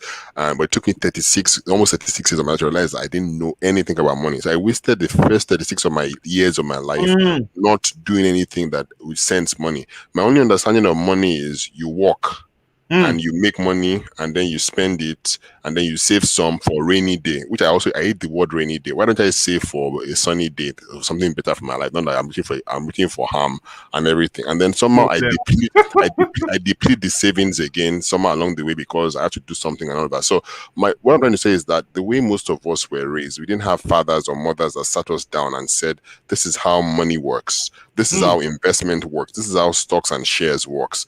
These are the different financial engines you can invest into, whether it's ETFs, whether it's index funds, whether it's traded bonds, whether it's most of us didn't have any parent that sat us down. And again, I don't blame those parents. Most of them didn't know any better. Some of them were lucky that they stumbled in some investment along the way that now they can fall back on. Some of them were very lucky. Some of them rolled with some good companies or some good people that just showed them some things, But the average Nigerian parent didn't know a lot. But again, it's okay. That's their own generation. That's their own problem. I can't continue to blame my own parents for my own misfortunes now in that. So my parents didn't teach me a lot, and it took me almost 36 years to realize I didn't know anything about money. But at the moment where I realized that I didn't know anything about money, I had to start making decisions. I spent almost 3 years just reading blogs, reading books before I put one kobo or £1 or into any investment engine. But I was sure I knew. But in those 3 years, I stumbled so many times. I would go to a conference. They would say, come and do property conference. I'll go to the seminar, property seminar. At the end of the seminar, a pattern started emerging. After book seminar is pay this cost is £5,000, but if you pay today, you can pay £599, and they'll give you a study course. And I almost fell once or twice because I was thinking, if only I can do this course, I'll just blow. But I realized I cannot do property, I cannot do trading. I don't have the meaning of a trader, as in somebody trading forex. Because somebody trading forex has to have a very, very cold-blooded. Yeah, cold-blooded. I'm not cold-blooded. I don't like spending my own money. So if I invest my money into something and the market moves up and my money crashes, again, you can bet on the dips. But if my money market goes down, I almost have a heart attack. So I just realized I don't have the demeanor of a trader. So going doing a forex course did not work for me. But it took me a while to find out what kind of investor I was. It took me a while to understand that, look, if I save a part of my money every month, it will not kill me. So the fear was, okay, now, and obviously if I also a Christian, there's also this big thing on tithe. So I give money to God. By the time I remove tithe from my money and everything, and I give to church based on my Christian convictions, I'm thinking, so I don't say. But I had to realize that, look, even whatever is left, if I'm putting aside £100 every month, I will still not die from whatever I'm saving. So, and then I had to move away from saving for rainy day to saving for sunny days. So I got to a point in my life where whatever I was putting aside, I wasn't saving it because I was waiting for one Jamba or one arm to happen. I was saving it because I needed to prepare for my future. I started beefing up my pension because I realized I was self-employed for so many years. I didn't have a pension. I wasn't privileged. Some people started working at 25 and I had a pension since 25. I didn't have a pension. So I had to start beefing up my pension. When I went back into work, when my employer was paying my pension, I was topping up my own pension and putting money aside on my side. So what I'm trying to say is that a huge chunk of my money was going into investment engines and saving engines, and I did not die. I was still able to live a good life because I cut my coat according to whatever was left in my I cut the quality of my life based on whatever was left. But I was thinking long term. I was thinking future. I have a prayer that I always pray that may the end of our lives be better than the beginning. I don't want to be 60 and still be struggling and saying, Egbon, I want to start a business when I'm 60 again. I should have done this thing when I was 40. I should have done this thing when I was 50. When I'm 60, I should actually then sit back and begin to reap the rewards of my labors in the years gone past. And then again, because I started late, like most people do, if you had started early, there's something about money growing cumulatively. If you start early, it's easier for money to grow with time. So money doesn't grow overnight, which is another thing a lot of us were not taught. Our mindset is calm down there, because I was going to ask you, because now you've told us about the knowledge you've gathered by devoting yourself to studying for like 3 years. yeah. Bro, kí la lè kówó sí tá máa blow, like tí bá ti fowó sí báyìí tó kàn máa like that from your research. There really is nothing like that. Sorry. unfortunately, unless you want to go to the casino and gamble, and gambling is not investment, is not investing. They're two different things entirely. Gambling is based on chance, is based on luck, meaning you can win today, you may not win tomorrow. And again, that's what I think forex is like. Is based on luck and chance in that sense. So there's nothing really like that. So The gbogbo only àwọn 40% this get no, 800,000 every month get income no, go it's go it's the work. it's the first sign that there's something wrong here. Àwọn tó bá ẹ̀ṣẹ̀ wọn, àwọn tó bá kọ́kọ́ wọnú ẹ̀ ló máa ń make the most money. It's the first people that did their feet into those things, because the pyramid scheme, you have to find a way of recruiting more and more people to do it. So it's the people at the top of the pyramid that make all the money that are telling you. It's you at the bottom that you'll be thinking of making money. It doesn't work. What I'm trying to say also is that at the end of the day, money needs time to grow. There's nothing that grows overnight quickly in that sense. The only thing that may grow overnight is maybe property. And then property, when I say property, is flipping. So there are different aspects of property. Maybe property investor that only buys houses, renovates them, and then you rent them out. But again, that takes time for it to actually become a sustainable income. But flipping means that you buy a property, you renovate the property, and then you sell it off. But for you to be able to get into that, you need a lot of capital, you need a lot of expertise and a lot of knowledge. You just don't go from zero to becoming a property developer all of a sudden. In fact, nobody will even give you, no bank will loan you money. And then the people that also do that, they don't spend their own money, they use other people's money. So they'll go and borrow money from a bank or pull money from investors or from angel investors. But no angel investor will give you money when you don't have any track record. So you have to start from somewhere, start small and build. Again, because of starting small and building, it means that you're not going to blow overnight. But this is the problem. In Nigeria, a man celebrate inexplicable wealth. Somebody, and it's like in Nollywood films. He leaves the village, goes into the city. 6 months time, he comes back with a Land Cruiser. Nobody's asking him, how did you leave the village 6 months ago and you are back in the village 6 months time with Land Cruiser? And we like celebrating those kind of people. So you think when you come to diaspora, that will work. It doesn't work that way. Urbanized. Yeah, because it work that way. Unless you're doing GBT, you're doing Yahoo and all of those things, there's no way money can grow that quickly in that sense. Yes, there may be some other investments, maybe like Tesla, you invest in Tesla stock, Amazon stock, or Google stock. But again, those things grow very fast based on volume. So if you have a lot of money, volume makes things to appear to grow very quickly because you're dealing with bigger numbers. The math becomes different. If you multiply 20 by 2,000, it's different from multiplying 20 by 10. So because you have bigger volumes of income to play with and everything. But let me get back to what I was saying earlier on. You have to get to a point where you save money, put money aside. At some point, you have a threshold where when your money gets to this particular threshold, I invest some. And then you continue saving some of them. And then whatever you're investing in, please know and understand whatever you're investing in. Take your time to read about it. There's so many investment engines. I don't want to go because I'm not, like I said, I'm not a financial advisor. And what I feel works for me may not work for you. You may have a high appetite for risk. I do not have a high appetite for risk. High risk means very fast income, very fast yields. I don't have that because I'm too old to be wasting my money in that sense. So I'd rather have medium risk in that sense. But medium risk means that you need more time for it to grow. So I'm trying to say you have to research and know what works for you. Even if you want to go into property, and I'm mentioning property a lot because Nigerians do this thing of Mufelo Kole Seko, Mufelo She Airbnb Leko, or Mufelo Matamoto. Whatever you're trying to use as an investment, understand the game, understand the business, have your eyes on the ground, and know what you're getting yourself into. Don't go and start pouring money into a business or property in Nigeria when you don't know what the regulations are like, when you know who's managing things for you, because they will just waste your money for you and you'll be spent and you waste everything in that sense. But my own mindset also is that this idea of one leg in Nigeria, one leg in America, one leg in Nigeria, one leg in Canada also is a distraction. Because you're thinking in your mind that you have pounds that becomes big money when you go to Nigeria. Why don't you build yourself in the country that you are now? You're in Canada, you're in the UK. There are people in this country that came with nothing that become big property developers. I see that with the Asians a lot. I see that with so many people. I see that with a few Nigerians before in this country. So it's doable, but it takes time, it takes education, and it takes patience. You win some small, like somebody's selling something, you sell this today, you make £2. You buy more tomorrow, you increase the volume, you make more money, you increase the value of your product, and you build yourself in the same way with finance and investment. You just don't. If somebody tells you something is going to make you 300% return of investment, is a lie. That's a red flag at the beginning because there's nothing in this world. There are things in this world that there's something called hedge funds, and hedge funds are where the millionaires play. i.e., there's a hedge fund manager that is betting against the economy or betting against a disaster or betting against something, and they're betting millions and millions of pounds. So those ones can make this kind of returns overnight because they are playing with a lot of money. But we don't have that kind of money yet. I don't have millions to invest in anything yet. So I can't play with those big boys in that sense. But whatever you're investing in, be well versed about it.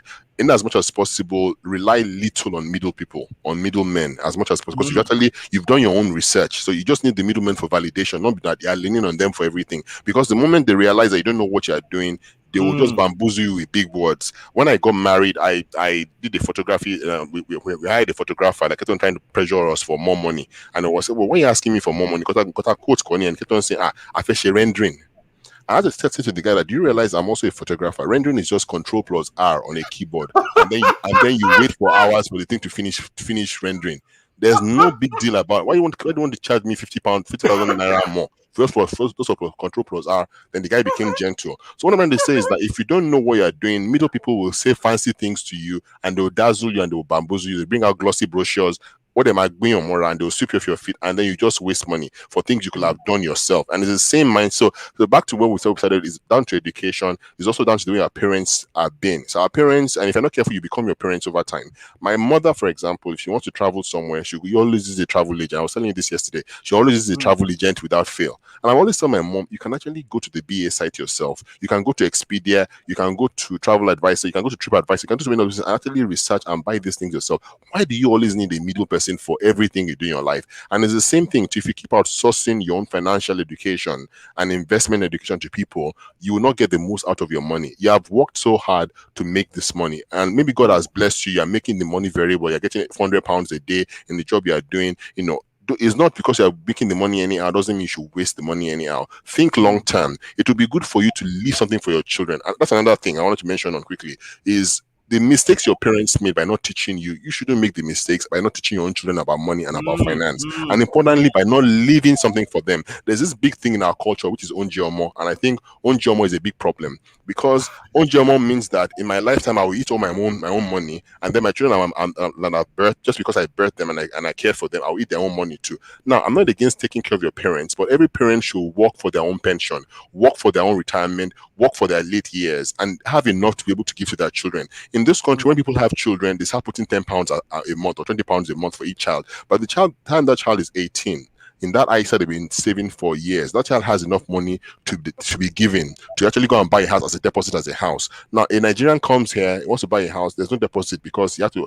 Who has £22,000 still in their account to raise 10% for your house? So then you struggle, you can't buy a house, so you can continue to rent. How will it be that when you have lived in this country for 40, 50 years, that you should be able to give your own children deposits for all their own homes when they're ready to buy a house too? But it's now that you can put those things in place, whether, I want to start saving this kind of money, I want to start investing in this kind of thing, so that by the time my children are 20, they have something they can fall back on. So all I'm trying to say is that our parents have made their own mistakes and we can't blame them. They've lived their lives. Now it's your own life.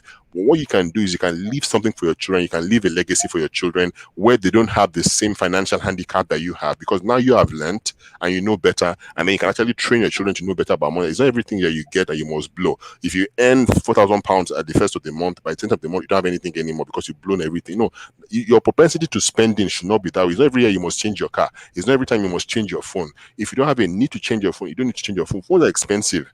You don't need to buy the new iPhone 13 because your phone iPhone 12 is still working. Buy a new phone only because you need a new phone, not because everybody's there. Why do you need 17 black shoes? You already have, you don't need 17 black shoes, and it must be Russell and Bromley, that's £300 per shoe. Why? You don't need 17 black. If you have 2 black shoes, you can always alternate them between each other. You have other colored shoes, but why do you need to buy, unless whatever you're buying is an investment, maybe gold is an investment, unless maybe so. But otherwise, fashion will come, fashion will go. A lot of those Nigerians also do things because we want to show off to other people that you are doing very well. We want people to know you are doing very well. Unfortunately, in this country, whatever you wear, no matter how expensive you are, it is your coat, Omar Bomole Leni. So nobody gives a hoot. The company where I work, the CEO drives a bicycle to work every day. He doesn't have a fancy car, and he's a CEO. He's a millionaire, multi-millionaire. So what I'm trying to say is that we come from an environment that is very odd about in our propensity towards money or attitudes towards money.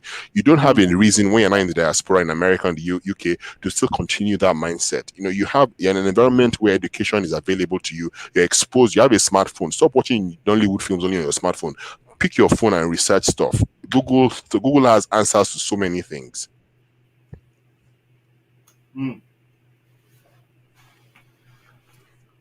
Hello. Hello, I'm still here. Sorry, I'm done. Sorry. Oh, okay. Yes. So just to recap, because some of the things you said are kind of baffling. But just to recap, so there's no um, um, there's no investment that can make you I don't even want to use the word billionaire, but that can make you rich quickly. Kò sí. Sowing seed ìyẹn náà work.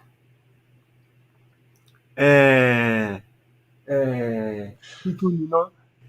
Gbogbo So àwọn pyramid scheme yẹn náà work. no, let me talk about sewing for a moment. So the thing is that sewing also is just a scam to make pastors rich. There's no better way to sugarcoat it in that sense. Giving in church, giving to God is an act of faith. It has to, the Bible even says whoever must give must be convinced in their heart about what they want to give, not by compulsion, not by anything. If somebody's asking you for to say, come on, 10,000 people show and give 10,000 pounds, sorry, 10 people show and give 10,000 pounds, it's already wrong because they're compelling you to give that thing. Now, God may touch your heart to give money for reasons best known to you, but it's an act of faith. And the reason for God asking you to give money is not because God wants to double your income. God is not a money doubler in that sense. So sowing is not an investment strategy. It's not an investment plan in that sense. You cannot say, I want to go and sow to a church and I'll expect I'll get 2,000 pounds tomorrow. And maybe it may work because God allowed it to work by His grace for some strange reason, but it's not an investment strategy. If you like, give 10,000 pounds every time, give 1,000 pounds every meeting they do. At the end of the day, you're only making that church or that pastor or whoever is controlling the money richer in that sense. So sowing is an act of faith, no doubt, but an act of faith means that God stirred up that faith in you, not somebody else stirred up that faith in you. So if God tells you go and give something very, some people say, I gave dangerous seed. And I like it. Many people give dangerous because again, conviction one, but don't go and build an altar around somebody else's conviction in that sense. Because David danced and he removed his clothes doesn't mean I should be dancing and removing my clothes. People think you're a mad person. No, David had a conviction and no. David had a conviction and that's why he removed his clothes when he was dancing for whatever reasons best known to David. David did not say everybody now start copying me and removing your clothes when you're dancing. No. In the same way, Abraham got a revelation of God and he named that altar Jehovah Jireh. In fact, it's an altar he called Jehovah Jireh, meaning God will provide. He didn't ask us to start building an altar around that name. But again, what we then now do is I want to build an altar around and that person's altar. So what I'm trying to say is that because somebody has sown somewhere and sometimes share testimony that I gave this money to this man of God and something happened, it doesn't mean it will work for you. They may even be lying. Maybe they weren't even lying. Either case may be. So even talk about not really share is the revelation they got and they acted by faith on obedience that made that thing work for them. Your own revelation has to be what God has told you. In fact, God will make you do something that it doesn't even involve sowing sometimes. God will just tell you, go somewhere. Why am I going for this event? And you go for an event and the information you will get from there may be the life information, changing information you need. But again, that act of faith of going there because God nudged you to go there was what transformed your life. Some people will pray and pray till tomorrow, but they will not do any education. They will not educate themselves, thinking maybe money magically drop from heaven into that, or you get a magical strange phone call and somebody will say, oh, Mr. Femo, yes, I'm Mr. Femo, I want to give you 5 million pounds for this job. It doesn't work that way. It sounds very dramatic and it sounds very nice, but that's not how in most people's lives. It doesn't work that way in most people's lives. Maybe it has worked that way in somebody's life before, but on a good day, apply for share what they pay as CEO. It doesn't make sense. What kind of testimony are you looking for? So please, if you're going to sow or give money, sow because God put it in your heart to sow, not because somebody said, come and sow. If you sow this money now, God will open the doors of heaven. In fact, that prayer that God opened the windows of heaven and everything, it's not by force in that sense. There's so many blessings in the Bible that is not by force. It's a condition of if you obey me. That's a starting point. If you obey me, even the one about stealing, that the quote in Malachi, he was talking to the priest, stealing money, stealing food in the house of God. It wasn't talking about it. So there's so many things that are quoted out of context that doesn't make sense. And, people use all these one lines to remove out of context, actually bamboozle you to come and give money. Again, if you want to give money to church, give money to church because you want people to be blessed in the church. You want the ministry to do things to bless people's lives in the church. So, that's my own plan. But sowing is not an investment strategy. Sowing will not make you rich overnight. It may happen that it worked once or twice, but you cannot sit there forever in your life. It will not go a long way for you. Great. Thank you very much. There are a few questions here that people are asking you, and I want us to take few of them. So my sister BCR here says, please, I beg, what course on financial education or intelligence will you recommend? Do you have any? I don't know any courses off the back of my mind, but I know a few books that I've read. Now, the problem with books is that, again, there's some things that will work for you that may not work for me. There's some things that will work for me that will not work for you. That's the thing with books. You find things that will jump at you. But a good book that I always tell everybody to start from, although it can be very bogus sometimes, is Rich Dad, Poor Dad. Now, what some of those books do for you is that it makes your mind start thinking about possibilities. It's actually possible to actually do some of these things. And then there's another book called The Millionaire's Mind and The Millionaire Next Door. I can't remember who wrote those books. And then the most important book that I have read, when you ask people what's the most important book you have read, people will say the Bible. Yes, that's true for me too. But the most important book I've read in recent times is a book called The Success Principles by a guy called Jack Cranfield. The Success Principle, I think it's Jack Cranfield. I can't remember. Then Cole. Yeah. Those three books, Success Principles, Jack Cranfield, Rich Dad, Poor Dad, and The Millionaire Mind, The Millionaire Next Door. Those are actually 4 books, not 3 books.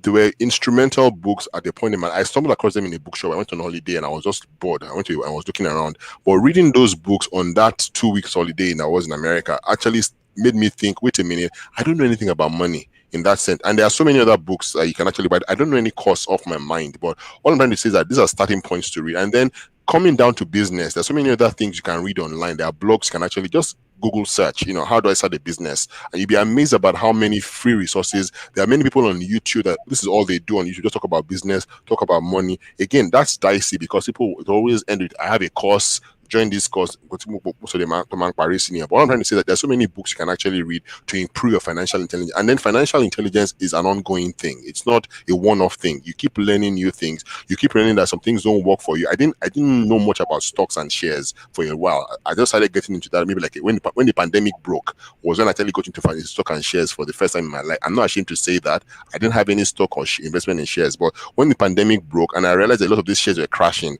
that was my own opportunity to say, now my small money can actually buy something, because it felt so big before. Again, it wasn't big. I didn't know that all the P I was seeing was pence. I thought the P I was seeing was pounds. So when I see a share that was 1416 pence, I think 1,416 pounds. I didn't realize it was 1,146, which is actually 14 pounds. I could have bought so many 14-pound shares in the past. I didn't know, because I was not financially savvy to know that this is how you read share statements. I didn't know what to look out for if I saw a shares. How do I know if this share is actually a healthy share? I didn't know what to read. I didn't know how to read financial statements. So I had to go and learn those things for so many months, trying to study, okay, how do I know a good share? How do I know this one? Because again, if you don't study those things, somebody will just come and say, this is the new share. Everybody is buying Tesla. Everybody will. A good example, I don't know something about crypto. I try to research crypto. I don't understand it, but the numbers look very inviting. You put small money, becomes bigger, but I don't understand this. I'm not going to put my money there. In fact, if I must invest in anything like crypto that I don't understand, it must be money that if I lose, I won't cry. So, stroke. If I'm going to invest in it, I don't understand. It must be money that I can actually just put aside. That if I lose this £100 that I put in this thing, if I lose it, I won't cry. But I won't go and pour £2,000 in crypto because everybody is saying to become £50,000 in 2 weeks. I won't go and do that because I don't have that kind of money to waste in that sense. So all I'm trying to say is that I don't know what your risk appetite is, what you like. But when you start reading these books and when you start reading other books out there and reading blogs and listening to people that talk about money, you start developing a pattern that this is what I kind of thing I like. Your own might not even be investment, it might just be property. Wait a minute, I have the time, I have the energy. What made property not work for me was the fact that I don't have the patience to be traveling around the country looking for property. If there was somebody that would be bringing property to me and saying, this is a property, let's go and buy this one, it will work for me. Actually, there are people that do that job, but again, they charge a lot of money to do that job for you. So me now traveling around the country every weekend to be looking for property, I couldn't do it. And I cannot do landlord problem. Somebody become in the middle of the night and saying, boiler is broken. I don't have the patience for that. So that's why I just avoided property so fast. Maybe if I become richer in the future, maybe I may still go back to property. But where I am right now, I don't have that kind of money to play property. I'm still trying to build up beef up my pension, beef up my future, play money for the future. So you have to just, by the time you start reading these books, a pattern will emerge in your mind about what kind of person you want to be as an investor or somebody that deals with money. Great. Thank you very much. I also have another question from my senior colleague, Mommy Dr. Atinuke Kwande. Ṣé Dr. lèmi náà? So she's my senior colleague. She says, I'm scared of investing my money. I only save it. Please, I need your advice on this. So I know this mindset because I was here for so many. I said it jokingly just a few moments ago that I don't like spending my own money. It's kind of sad. I'd rather spend somebody else's money, but not my own money. But the thing is, money that is saved doesn't grow. In fact, the saving rates, interest rates on savings in this country is extremely poor. So you can save £10,000 in an account, and after a year, you'll probably be giving like £30. It doesn't make any sense. But I always say to people that the easiest kind of investment you can get into, especially if you have bulk money, or even if you have little money, if you're putting £100 aside every month, is something called ETFs, exchange traded funds. Basically, ETFs are safe because whatever you put in ETFs doesn't go below whatever you put into it, but it also grows. So if you put £10,000 in an ETF, you can be sure that it won't be like a stock that can actually crash based on the market. It will always remain £10,000 or more. Number one. Number two, ETFs also, their investments is an investment fund, but is the money is put across so many kinds of investment in the market. So it's an aggregate of so many investments. So that's why it's actually a safe investment kind of thing, and it actually grows in that sense. So I'll always advise people to start with ETFs. Go to a website called Vanguard. Vanguard.co.uk is the one I always recommend everybody that wants to get into investment. They don't know what to do with their money. Go to Vanguard.co.uk. There are so many kinds of funds there. Read through the funds, read through the example, and then you have funds that are based on your risk appetite. If you want to invest in a fund that is risky, meaning you can lose money, there are those kinds there. But I always find the middle ground where it is, equity and also growth, somewhere in between, basically. But go to Vanguard.co.uk, try and look at the ETFs, and then put your money there. So do you need huge? No, you don't. That's what I'm saying. So you don't. I changed careers in 2016 to IT, and then when I changed careers, the first thing I said to myself was I have to put money aside every month. So between 2016 January 2016 June when I began that job, I had a direct debit of £100, £200, after £100 into one of the funds, another £100 into one of the funds, and you'd be amazed that in less than 2 or 3 years, I was having money up to about £5,000 that accumulated. Or money that I wasn't thinking about. £200 to put away every month did not kill me. So I'm saying you don't need a lump sum of money. It can be a simple direct debit of £50 every month they're putting there. But again, with time, you'll be amazed that you actually look back. That £50 you'll have spent it on McDonald's, you'll have spent it on buying something relevant or something stupid. But that money you're putting aside every month, or maybe a lump sum you have that you want to save, that you just keep saving, instead of putting in a bank account, saving an ETF is a good starting point, because you see the money, you watch the money grow with time in that sense. And again, money is funny where you cannot save money and be looking at it every day. Is to just give yourself a heart attack, because sometimes it may not grow quickly enough, or it may not, maybe if you have an invest like a stock or a stock, the sense that the market will just crash, things will come down, the money will go up again. You can't live like that. Trust that whatever goes up always goes down. So whatever comes down will always go up again. It's a cycle in the market. The financial market will come down, but it will always grow again. And when it grows, it becomes bigger again. So even when the market appears that this market is crashing now, just be patient, just be calm. It will recover and it will become bigger again. It's a cycle that always happens in the financial market in that sense. But ETFs don't follow stocks and shares. It's a fund that follows a lot of things. So it's quite safe. So my advice to you, Ma, is if you are scared of investing your money, if you are scared of, instead of putting that money in a savings account in a bank that with a very low interest rate, put it in an ETF and see how it goes. My sister here, she's asking the question that does the Vanguard have a US equivalent, please? Yes, it does. Vanguard actually originally started in the US, so it's actually a US financial engine. Okay. So anyone can. Anyone with a US account, anyone with a UK account can do it. You can do the UK equivalent of it. You can do the US account of it, and US equivalent of it. Okay, and it's something straightforward that anyone can It is very straightforward. Like I do said, on their own. yeah, there's so many funds on there, but just go there, read through the funds, and they have illustrations there. And they also have good support. If you're not sure what to do with your money, you can always click on the chat box and ask questions from those people. But and another thing also is that their charges are very extremely low.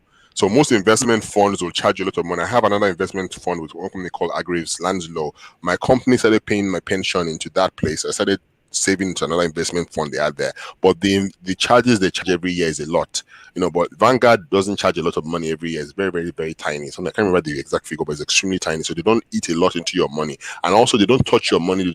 They take their investment fees from the growth that the money makes, basically. So it doesn't touch whatever you've originally put in there in that sense. Okay, so technically it's I mean, let's not say 100%, it's 90% safe. It is mostly safe, yes. It's 90% safe, yeah. Because Ọlọ́run la gbọ́dọ̀ máa fún ní 100%, láti máa fààyè fọ́kànkulẹ̀. So mo ṣe sọ yẹn. So any other question? Yes, there's this question I want to ask.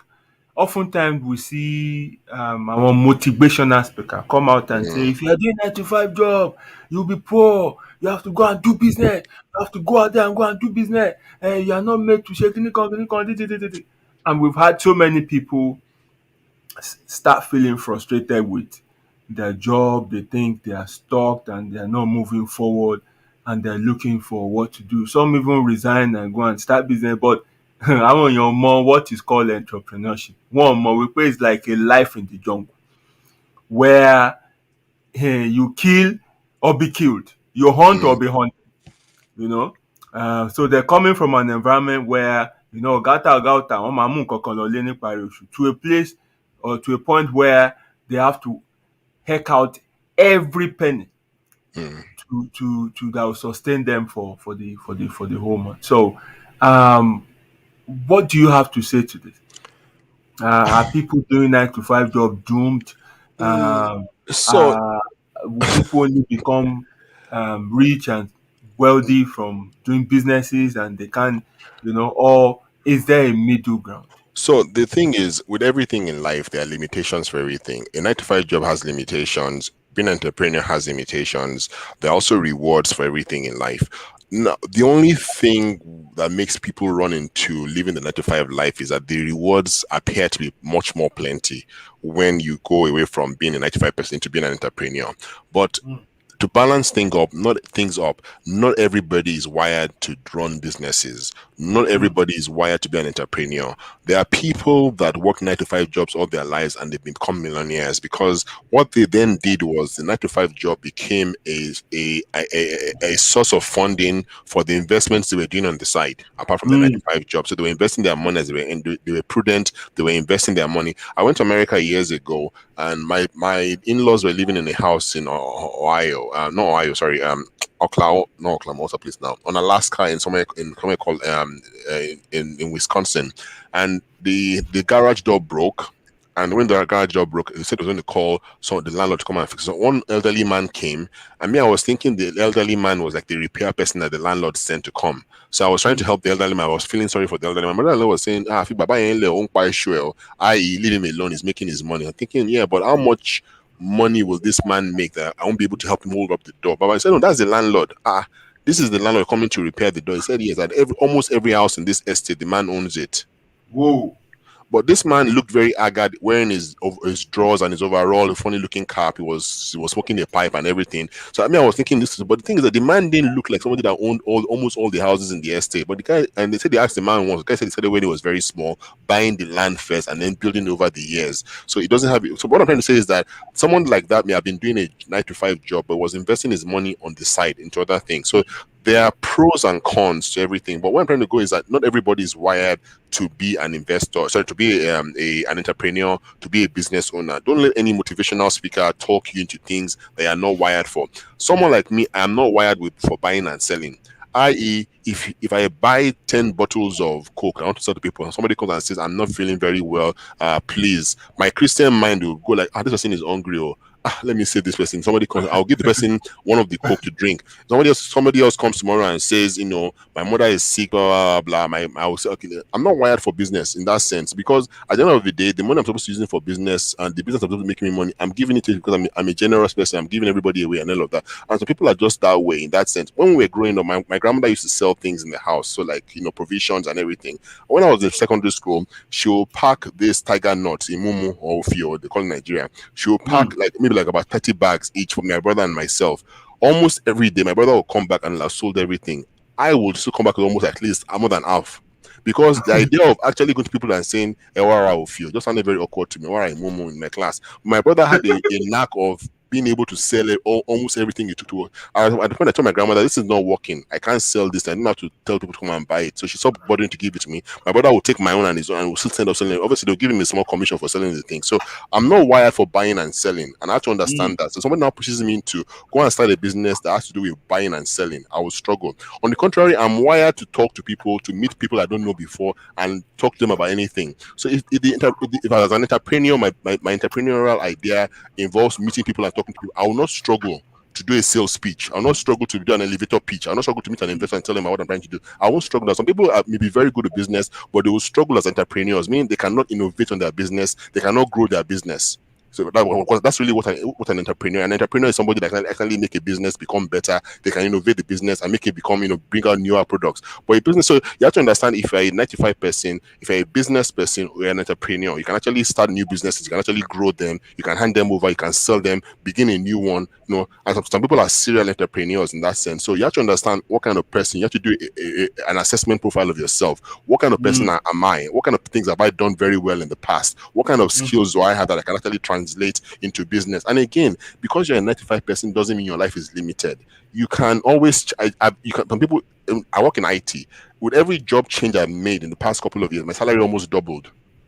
So you can grow your money even as 95, as well. Obviously, you get to a point where you have a cap, you can't grow beyond that anymore within the confines of an industry. But then, because you are making so much money as a project manager, where they're paying you £400 every day, £500 every day, almost £1,000 every day, find a way to make that money that you're getting a lot every day as a contractor to work for you. Don't just blow everything buying a new car. Try and find a way of investing that money into something that, even if you don't work for 1 year, you can still have a decent life, because you've invested that money into an engine somewhere.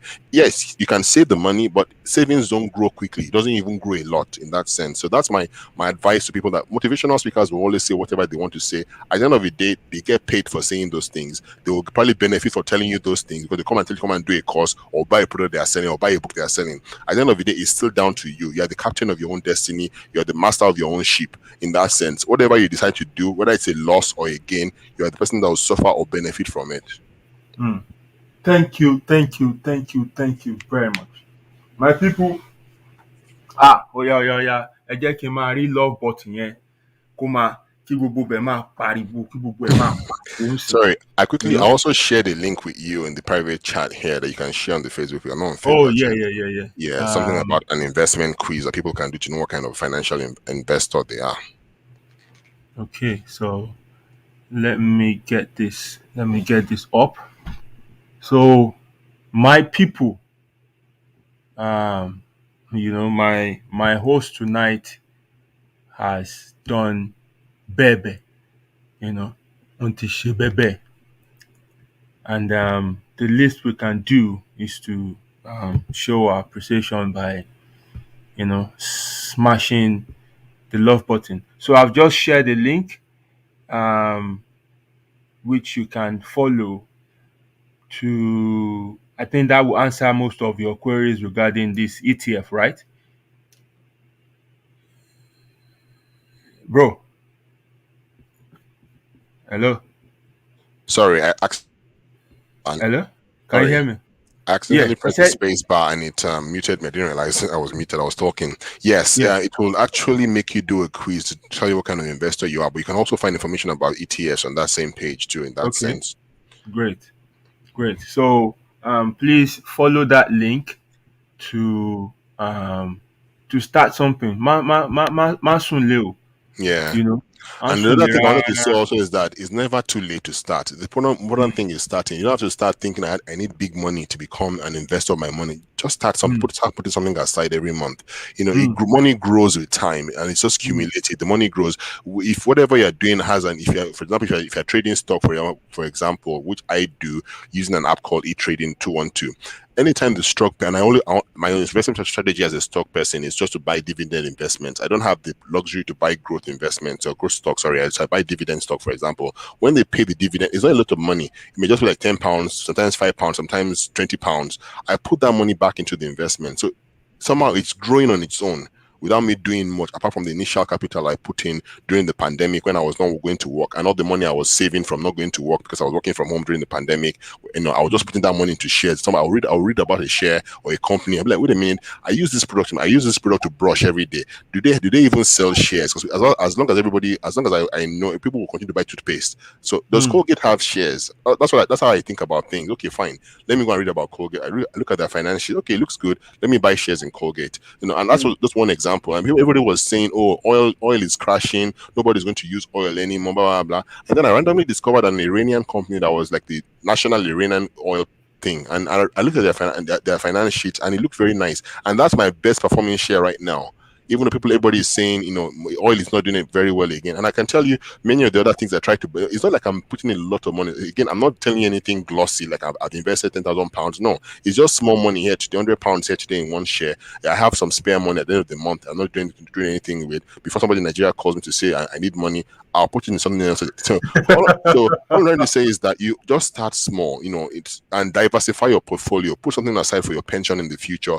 Put something aside into ETFs, into mutual traded fund, ETFs, or low cost funds. Put something into another investment engine where again there's no middleman. You can do it on your phone. There's an app where you can do the thing. It's going from your account straight there. Whatever they pay comes back into your account. There's no like somebody will be saying, bring money to me first, I'll help you do it. No, there's so many of those kind of things out there, but you just have to find what works for you based on the kind of risk appetite you have. Thank you very much. So that's the reality, my people. You need to build your money gradually.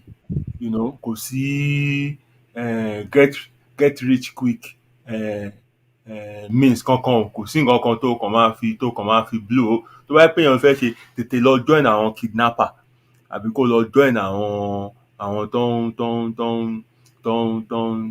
ń ṣaṣẹ́. O lè lọ face yẹn àbí kó máa bá wọn ṣe money laundering. Wọ́n béèrè pé what is the stock trading app again? 212, the one you mentioned, 212 something. Sorry, it's called Trading 212. And the reason why I'm mentioning Trading 212 is because it allows you to do a practice account. So it has three sides. There's the investment side, which is and then there's the ISA, and then there's the forex. So it's the Trading 212 investment app basically that I use. You can actually play with fake money for starters, and then you can actually start trading with real money until you understand what you're doing. So, which is what I did for a while, just trying things with fake money, because it allows you to actually have fake money on there, like £10,000 of fake money thereabout. So ṣé ti get ẹ̀ trading 212 then buy on course of it. So and it's not too late to. Oh, sorry. One more thing. Sorry, I keep interrupting you. Trading 212, another thing I like about it is that it allows you to buy something called fractional shares. So Amazon, for example, if you want to buy an Amazon share, it's one of the most profitable share in the world. Each share costs about £1,250 or thereabout per share, but you can buy fractions of the share. So meaning that if I want to buy 0.0001% of the share, might come to about maybe about £15. But again, so that's what I've been doing now. I've not owned enough to be able. I think at the moment I'm almost like £300 of worth of Amazon share now. But once I've been putting small money into it over time. I think it's about almost about £400 or thereabout. But I've been buying the share fractionally, and so many shares you can buy fractionally. So you don't need to actually have enough money to be able to buy one of that share. You can actually buy a fraction of the share, but you're putting your money into the share, and I can see the money growing in my portfolio every time. It may not have grown so much. Maybe it has grown by plus £30 or thereabout, but it's growing. It's still something small and it's growing. So maybe one day I'll have enough money I can put aside to be able to buy a full Amazon share and everything. But you can buy things fractionally in that sense also on Trading 212. Thank you very much. So ẹ lè rí nísìnyí gbogbo àwọn tó máa pè ń pé àdìmọ̀ tó máa sọ fún yín pé just believe in God and be hardworking and kìí kan, gbogbo àwọn tó máa sọ òṣì ọ̀rọ̀ lẹ́nu yẹn wọ́n jalè ní o àbí wọ́n ní èèyàn kan nínú corridor of power tí wọ́n bá ṣe money laundering and stuff like that. This is reality, my people. Somebody that can tell you how he's been growing every penny. Tẹ́ bá ráwọn correct millionaire billionaire, ẹ máa rí wọn ó take wọn bíi 30-40 years kan tó débi tán dé. So ní arúgbó nírọ̀lẹ́ ọjọ́ ni wọ́n wà ní level tí wọ́n wà. Mi ì sọ àwọn tó bá owó ńlé o, mo sọ àwọn tó jẹ́ pé they built their fund penny by penny. Ìrọ̀lẹ́ ọjọ́ ni wọ́n make ẹ máa rírun funfun lórí wọn, and they can explain in detail everything they did. But ṣe àwọn young money yẹn, àwọn Grace, àwọn you know, you don't query my wealth when you didn't query my poverty. Gbogbo àwọn yẹn olóbùkún ni ẹ má tẹ̀lé àwọn yẹn, you know. So ó better kẹ́ tètè bẹ̀rẹ̀ ń sìn. Ẹgbẹ́nu sí gbogbo ohun tí wọ́n sọ fún yín, ẹ máa fà ẹgbẹ́nu sí, ẹ máa fà omi ayọ̀ ń bẹ̀, ẹ máa fà kẹ́dẹ̀ẹ́ra máa grow ẹ̀ díẹ̀. Gbogbo àwọn extra owó yẹn ẹ máa fi síbẹ̀. Gbogbo àjọ tẹ́ ń dá, wọ́n fún yín ní, wọ́n ti pè grandma gbé remote mi, kìnnìkan yẹn, gbogbo àwọn owó yẹn máa divert síbẹ̀ yẹn. Ilẹ̀ ń ṣú lọ o. So gbogbo help táwa lè ṣe òun làwa náà ṣe yìí o. Brother, I'm really grateful for taking your time to be with me on the show tonight, especially breaking your annual fast. But we really appreciate your presence on the show tonight. And to be honest, this will go down as one of the best show I've had on this platform in terms of the knowledge we have been able to share tonight. I can't thank you enough. You're welcome, sir. Really grateful. Yeah, I sent some screenshots to your WhatsApp. I can't go on Facebook, so you can also, if you want to share on the thread of some of the examples or some of the. Obviously, I have a lot of things that I put my money into, but some of the, and just to show you that it's not a lot of money I'm putting into these things, just small monies here and there, but it's adding up eventually. As for the trading 212 app, basically. I can see. Yes, I mean, so it's just shared with me screenshot of the stuff in his app. Kò sí rọ́ńbẹ́, and like he said, they're not lots of money, they're just small amount, but ilẹ̀ ń ṣú ilẹ̀ mọ́, ọjọ́ ń gorí ọjọ́. He won't even remember the £5, the £30, the whatever, because over time gbogbo ẹ̀ máa add up, so this is just how you can make your money work for you. Bó ṣe ń rán owó ńṣẹ́ lélẹ̀, and this is just the way you can go. And for, you mentioned gold, for people I see youngies these days, the mama shell out on ice. They call it ice, diamond. Maybe they should come and ask me how much I lost to learn the hard lesson in this this game.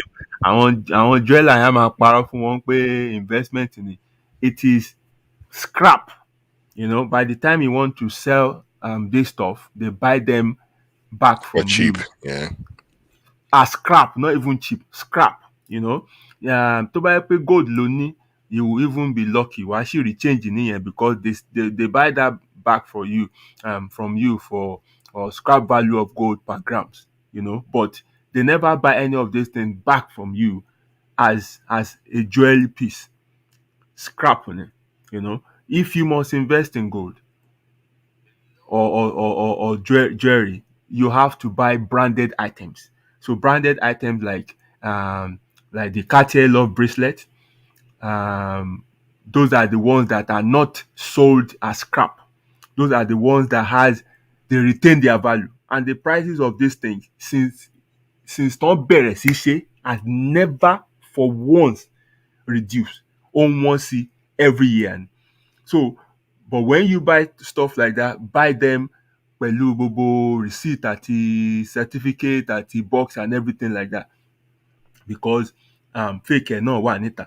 But you see all this diamond and stuff like that. Diamond business is one of the biggest scam in the history of mankind.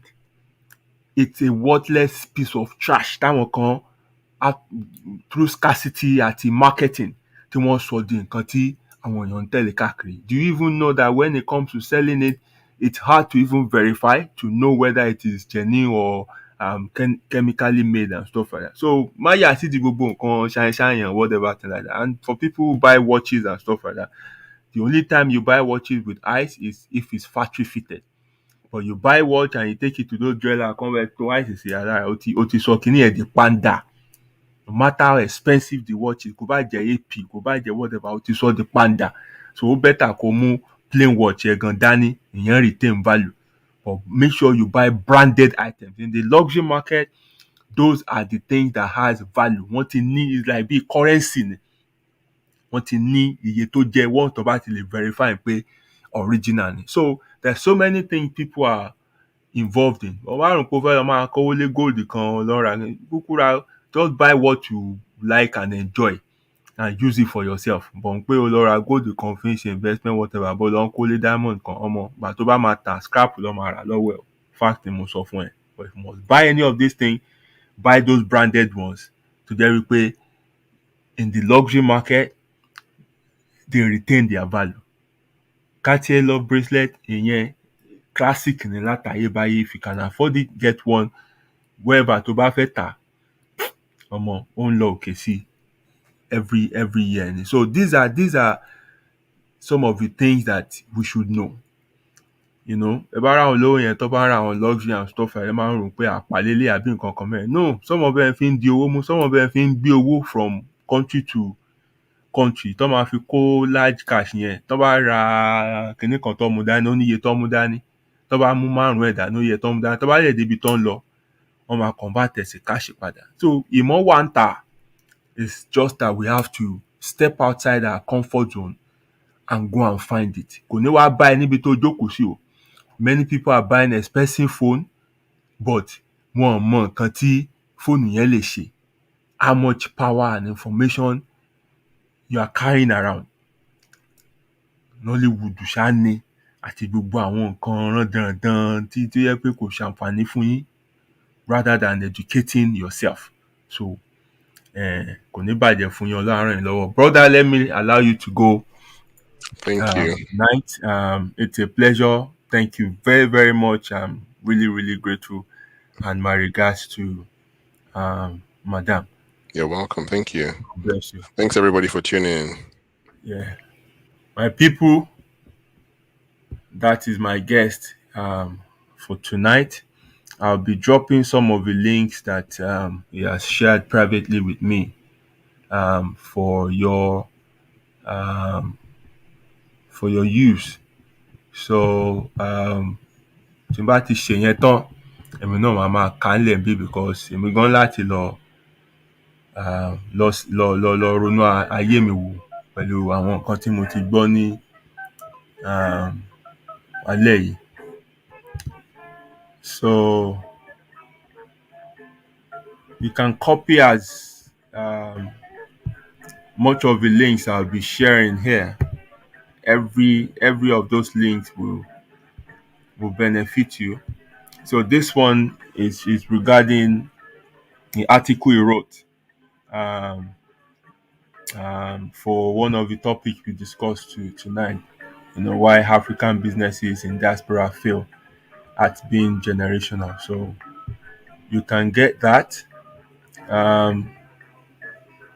Also, for people who are asking for links on things they can read up, you know, to beef their knowledge on money, investment, and stuff like that. Here is also another link. that you can follow. So all this link, just click on them on the comment section, and they can open on your telephone, and then you can uh,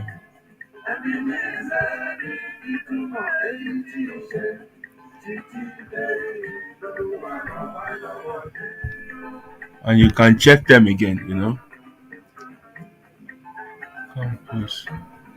Okay, I'm struggling with some of these links.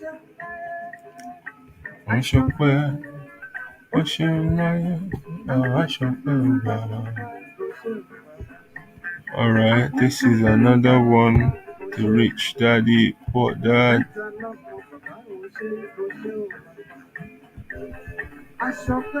So that's another one.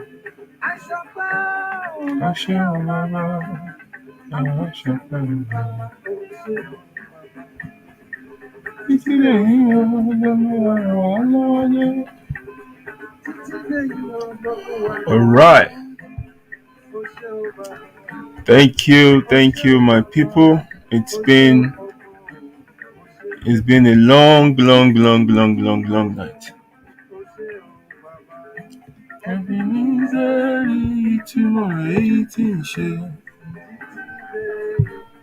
Thank you very much for connecting with me tonight. Until next week when we meet again.